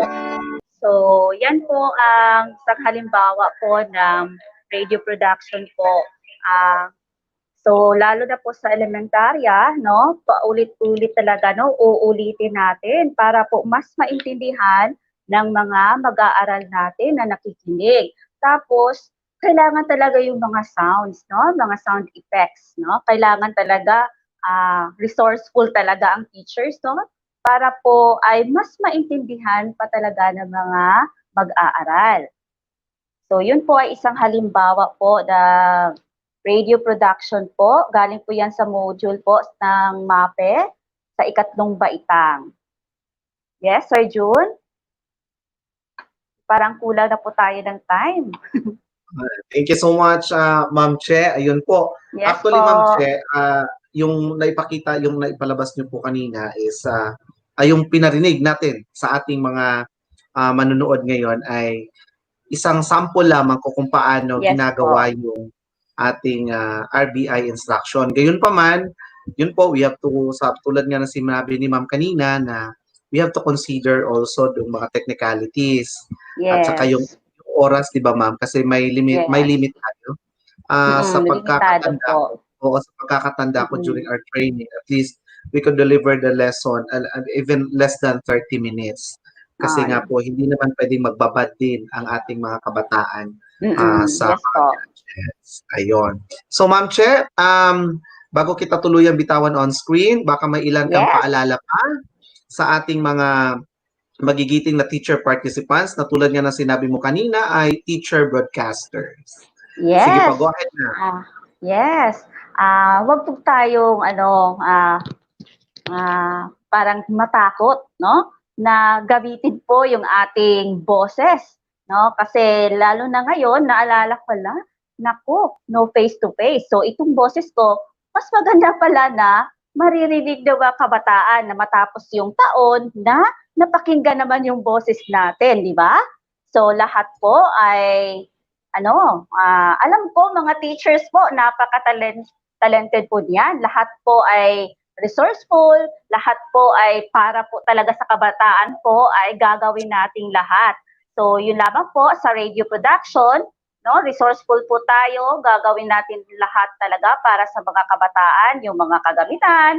Though yung pag-radio broadcast po, medyo ano talaga siya, it takes time kasi mag-record ka, kasi magkakamali, syempre, di naman tayo expert, di naman tayo dyan talaga nagtatrabaho, no? So, kailangan talaga ng time, no? And una talaga is yung script, no? Script, paggawa ng script. Anyway, may module naman. So, yun ang guide natin o lesson exemplar. So, madali na lang po. Then, yun na nga, ipaghanda na natin yung mga kagamitan. Siyempre, may laptop tayo, pwede na yun. Yung speaker natin, pwede na. So, lahat po ng mga teachers ay pwede maging teacher broadcasters. Yan lamang po, Sir June. Thank you so much, Ma'am Che. Ayan. Actually, Ma'am, di ba, ano din natin, ma-sharing din natin sa ating mga teacher participants.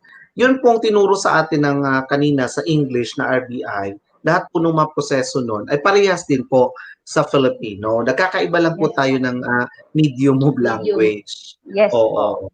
Ayan. Pero Ma'am Che, hindi po kita bibitawan pala on screen kasi ngayon, ipapasok na natin ang ating mga iba pang trainers dahil we will now be entertaining questions from our viewers. Ayan. So allow me to put them on screen. We have Ma'am Joanna, Ma'am Sheila. Saan ba yung iba? I think dalawa na lang. Ma'am Sheila Rose, andyan ka po ba? Ayan. Yes, sir. Ma'am Jerica, wala. And of course, we have Ma'am Bembi. Ma'am Bem. Hello, good morning. Good morning. Ayan. So, to our speakers, ilalabas po natin ngayon yung ating Padlet. Titingnan po natin yung ating mga katanungan dyan. I-display po yan sa atin ng ating director, si Sir Tyron. Ayan. Okay. Pero bago po yan, ma'am, ma'am, mga moms. Ayan. Kasi puro, tama ba ako? Mga moms. Ayan. Ito, si Ma'am Bembi na lang tatanungin ko muna dito. Actually, this is not a question, pero this is, I think, a very good ano din po para sa ating mga teacher participants, ma'am. Ito po kasi merong tanong dito sa Ma'am Lizelle Torion. Pwede po ba daw, ma'am, ma-hire or magpaturo sa mga speakers natin, yung mga resource speakers natin ngayon para sa Slack session po? Pwede po ba daw imbitahan? Ayan. Ma'am Bem.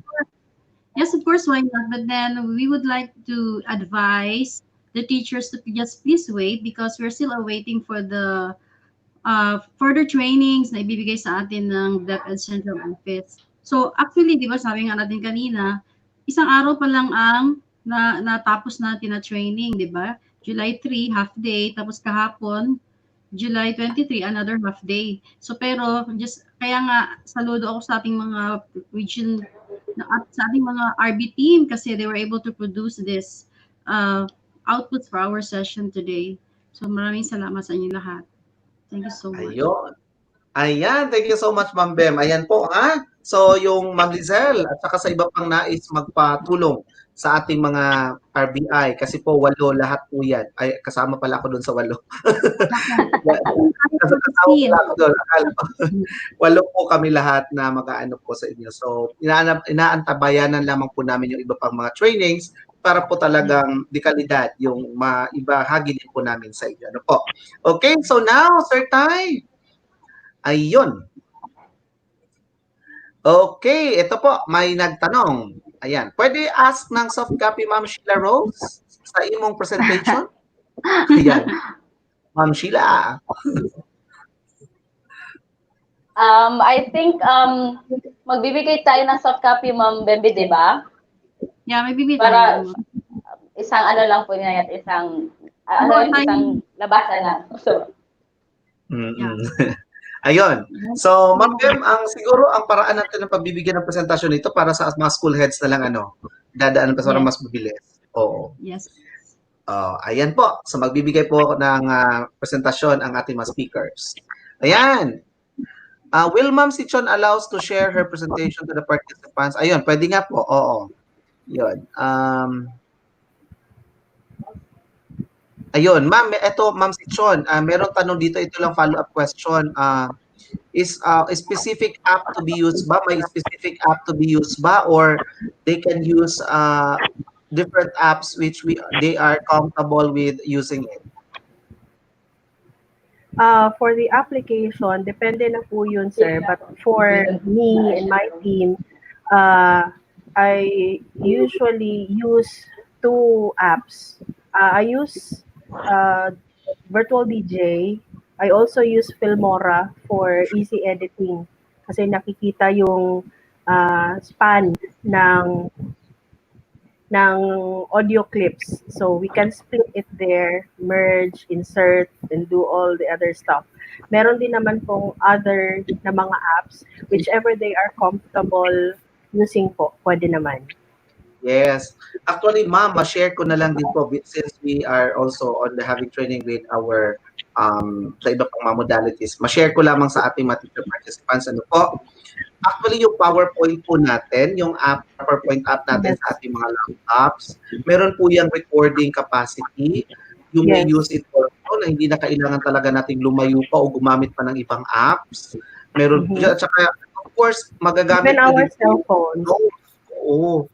Makakalagay po kayo dyan ng notes na magiging script nyo po na babasahin nyo lang kasi hindi naman po kayo nakikita on screen. Pwede rin po naman, kahit na nakikita kayo on screen kung sa TV Broad magre-record kayo, pwede din po yun. Pero hindi po nakikita yung script ninyo. Huwag po kayo mag-alala. Safe po yun. Yes. Okay. Okay. Next question tayo. Ayun. With the use of RB instruction, how are we going to assess or evaluate the learning of the students? Is there a specific approach as to the evaluation of learners' progress? Yan, Ma'am Bem? Yes. Evaluation. Meron yan sa ano, di ba? Kasi yung script kompleto din naman yun. Nandun kasama na yun sa mga activities na ibibigay doon. Parang ano lang na naman yan siya. Lesson, di ba? Tandaan natin, it's from the lesson exemplar, from the module, then transferred into script. So, kompleto pa rin ang, kompleto pa rin yung teaching learning process. Nandun pa rin yung assessment. Yes po.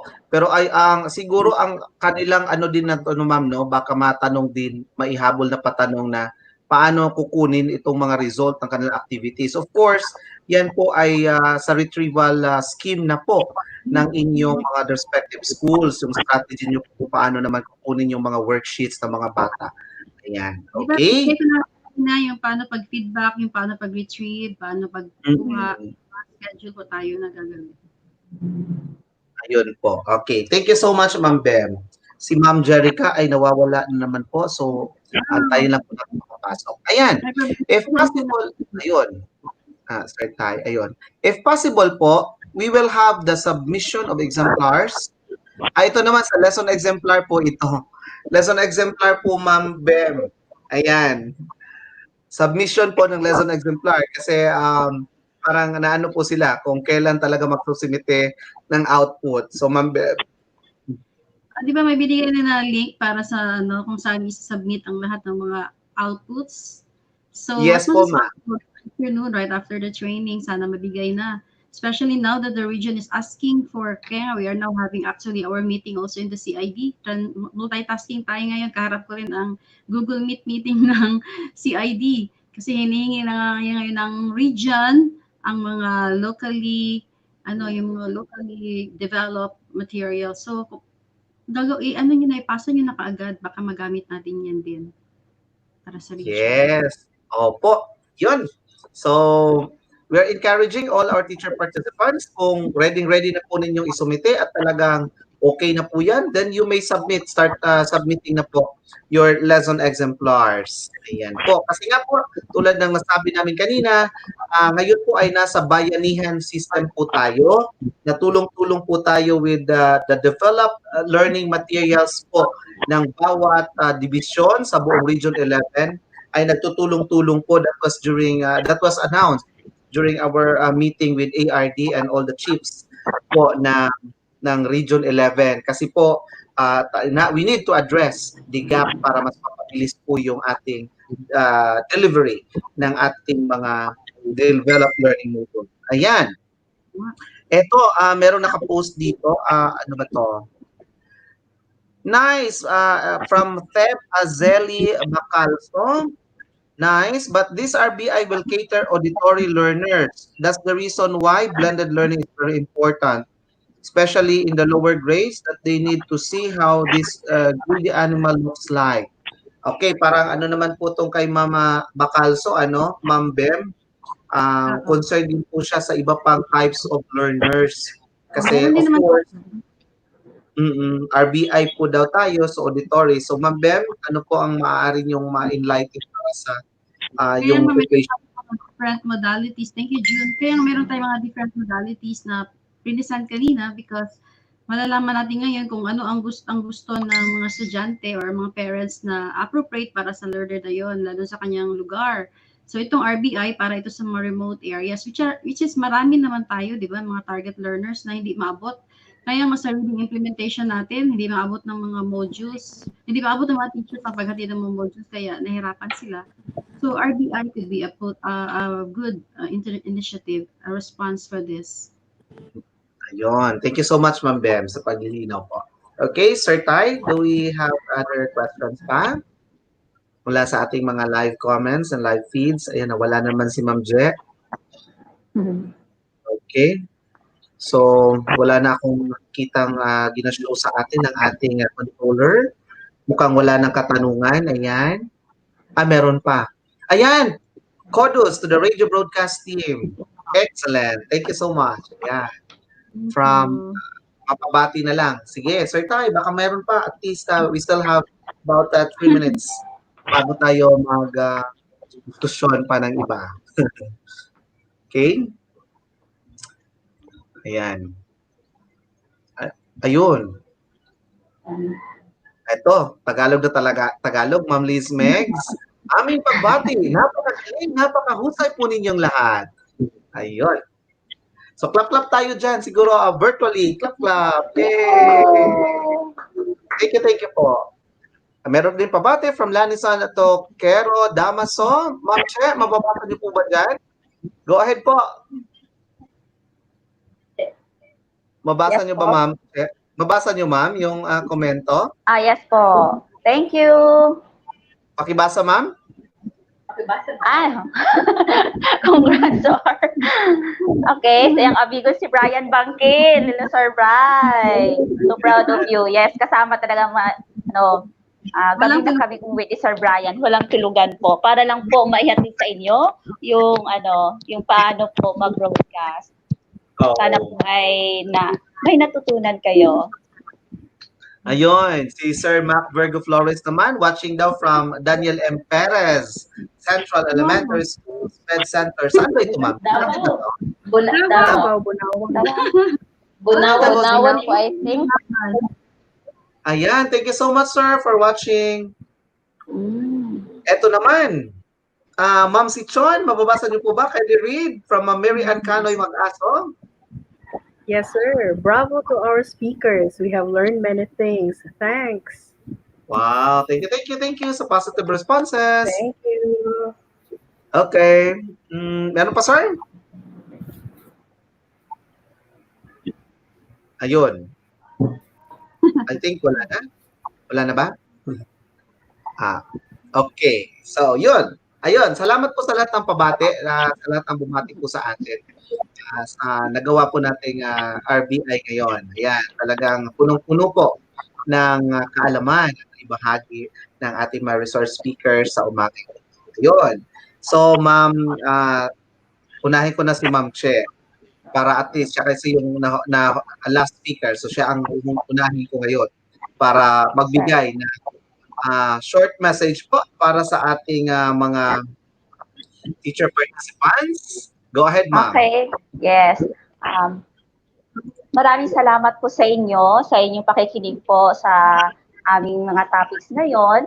So, ang aming pong hiling ay sana po ay maging positibo po tayo ngayon na nasa new normal education tayo, no? Parang napakalungkot pero kailangan talagang maging positibo kung ano man yung kailangan po para sa mga kabataan. So atin po itong tanggapin na buong puso para lang po sa ating mga mag-aaral. Yan lamang po. Thank you so much, Ma'am Che. Ayan. Of course, isusunod ko na ang ating napakagaling.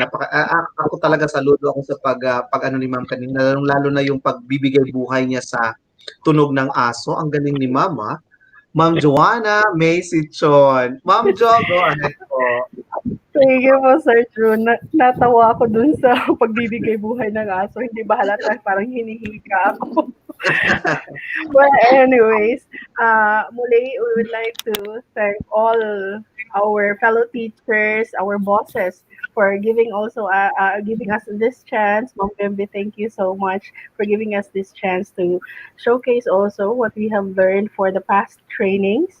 And we do really hope that you learned something from our presentations. It will take some time for us to get used to writing scripts and also in producing this radio broadcast delivery mode. But let's not just limit ourselves to the usual type of conversant type of delivery online. Let us explore other ways to utilize our voices. I'm sure we are all gifted with some innate talents to modify, modulate, change our voices to entertain our learners because learning is supposed to be fun, and radio as a means of delivery could be just that tool, especially when you are camera shy, and you will have to bank on your voice and your talent to be able to deliver content to all our learners. Thank you, Sir June. Thank you so much, Ma'am Jo. Ayan, maraming salamat po sa iyong naibigay na mensahe para sa ating mga teacher participants. And of course, I think Ma'am Jerica Aiko Dumanayos is catching sa kanyang internet connectivity. So, siya sa nasunod pero palalampasin muna natin siya pero hindi ko palalampasin ang kasunod. Ma'am Sheila Rose Amodia. Go, Ma'am She. Okay, thank you very much, sir. In this times, we are very much hopeful. Let us remain hopeful po sa mga bagong binibigay na avenue sa atin para makapagturo. In this time naman po, we encourage everybody to be teacher broadcasters in their own way. Sabi nga po kanina ni Ma'am Sichon, this is a collaborative effort. So, if you have friends or mga co-teachers nyo po, isalin po natin lahat ang mga sarili natin. Let us explore this new way of teaching. We already have, meron naman po tayong module na darating. We are very hopeful for that as well. And meron po tayong exemplars na pinapagawa po sa atin. So yan po is actually pwede na po nating magamit kung ano po ang nakasulat sa ating mga exemplars. You can convert it or transform it to a script. Hindi niyo po kailangan tapusin ang buong exemplar nyo. Kung saan po kayo magiging komportable, kung ano pong creative way nyo maipepresent or magagampanan ang ating mga tungkuling, that would be helpful po, hindi lang po sa ating mga teachers, kundi po sa atin po syempre mga kabataan. At the end of the day, hindi naman po para sa atin ang ating mga efforts. It all boils down to our pupils because we believe still in the medyo oldies na po na saying, pero ang kabataan pa rin po syempre ang pag-asa ng ating bayan. So we will be very happy. Our team is very much happy to help out and to share kung ano man po ang natutunan namin at kung ano pa man din po ang aming matututunan. So congratulations ngayon pa lang sa ating mga teacher broadcasters because your respond sa amin po, sa inyo pa lang pong pagsasabi na gusto nyo po ng mga script namin or gusto nyo po ng mga slides namin is actually one way of pagbibigay po sa amin ng saya. Ibig sabihin, interesado po talaga kayo sa ganitong field of teaching. So maraming pong salamat. That would be all. Thank you. Thank you so much. Thank you so much, Ma'am Sheila Rose Amodia. Yan po. Actually, yung lesson exemplar naman po natin ay hindi naman po kailangan talagang mahaba. Pero ang importante doon, detalyado yung laman. Lahat ng areas. At least meron kayong guide kung pasaan man po kayo papunta. Ano po. Okay, so Ma'am Jerica, are you with us now? Ma'am Jerica Aiko, kindly turn on your camera and your mic po kung okay na po ang signal ninyo. Ayan. I think Ma'am Jerica talagang nahihirapan po siya sa signal. Ma'am Je, hello? Problema yata sa signal. Oo, ayun. Okay, so ayan, nawala si Ma'am Jerica. Okay, so Ma'am Bem, I think sa inyo na po ang roleta ng kapalaran napunta. Ayan po. So Ma'am Bem, ilang mensahe po para sa ating mga teacher participants. Go ahead po, Yes. ma'am.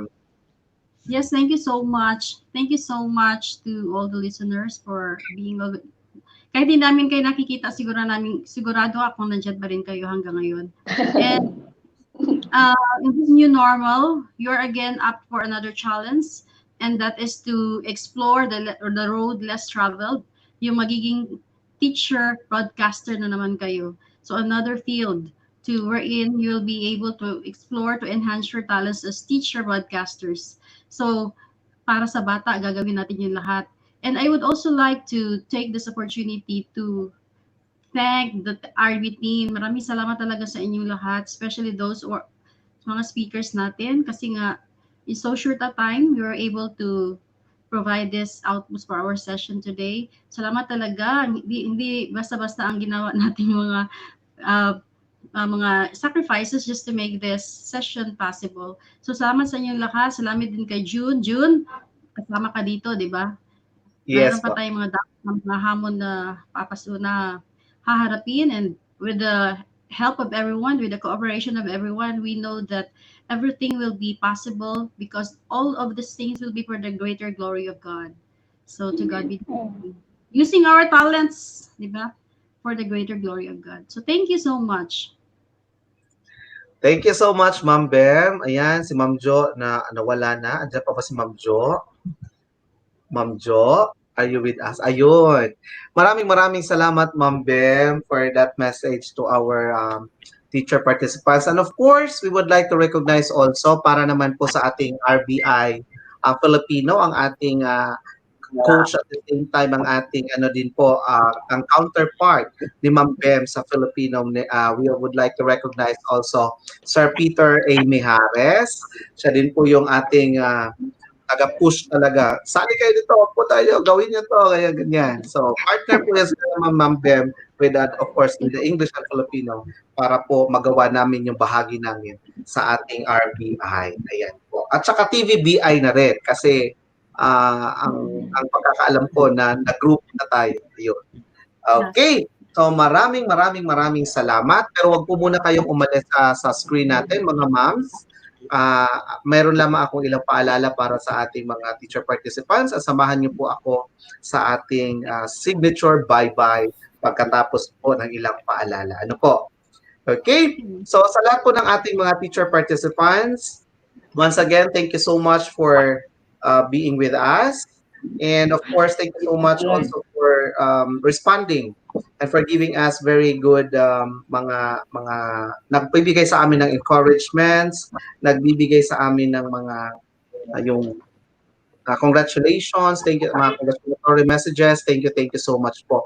But of course, please do not forget, mamayang hapon po, meron tayong post-test na gagawin at meron pong link na ibibigay sa inyo.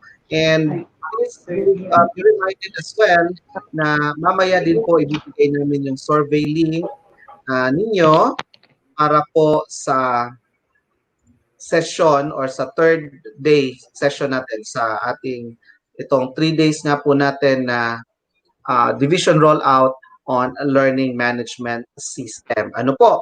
And please, again, do not forget, announcement, mabilisan lamang po, ulitin ko lang, baka po ngayon pa sila nakarinig or nakapag-view sa atin dahil naghahanda nga po. At tinatawagan ko po lahat nitong mga may bahagi po mamayang hapon. Unang-una po ang ating 6 na impressioni, magbibigay ng impressions. For case stage, Ma'am Carmelita Ubaldo. Carmelita Ubaldo of Teka, sorry, ito. Ma'am Carmelita Ubaldo of Rizal Elementary School. Key Stage 2, Ma'am Genevieve A. Camposo of Gredo Elementary School. For Key Stage 3, Eileen Mohinok of AOF National High School. For Key Stage 4, we have Mildred V. Ulan of Panabo City Senior High School. For School Head of Elementary, represented by Mylene Sivare of San Pedro Elementary School. And for secondary, we have Ma'am Caroline N. Rubino of Kauswagan National High School. Again po, may GC po na na-create para po mamaya mabigyan po kayo ng signal kung kailan po kayo papasok sa ating StreamYard. And of course, ito din po paalala sa magbibigay naman po sa atin or mangunguna sa atin para sa ating Pledge of Commitment. For elementary, we have Ma'am Yusel Meda Lufranco of Panabo Central Elementary School Sped Center. For junior high, we have Sir Ken Harvey Pamor of Kauswagan National High School. For senior high, we have Ma'am Janet M. Garcia of Panabo City Senior High School. Ayun po. Yun po ang ating mga makakasama mamaya din sa kanya-kanyang mga bahagi po. And of course, please do not forget na to subscribe sa ating mga social media accounts. Ayan, unang-una po sa ating Facebook page. Please do like and share that page para mas marami, mas masaya. Of course, sa ating YouTube channel din po, subscribe po kayo para din po mas masaya at maligaya po tayong lahat. Ayan. And of course, you may share that one also sa lahat po. Pwedeng-pwede po ito sa lahat po ng inyong mga kakilala at kamag-anak. Of course, once again, maraming salamat po sa nakasama nating mga trainers sa umagang ito. Si Ma'am Jerica Aiko Dumanayos ay gustuhin man po niya pero nagpaabot po siya ng kanyang mensahe para sa lahat.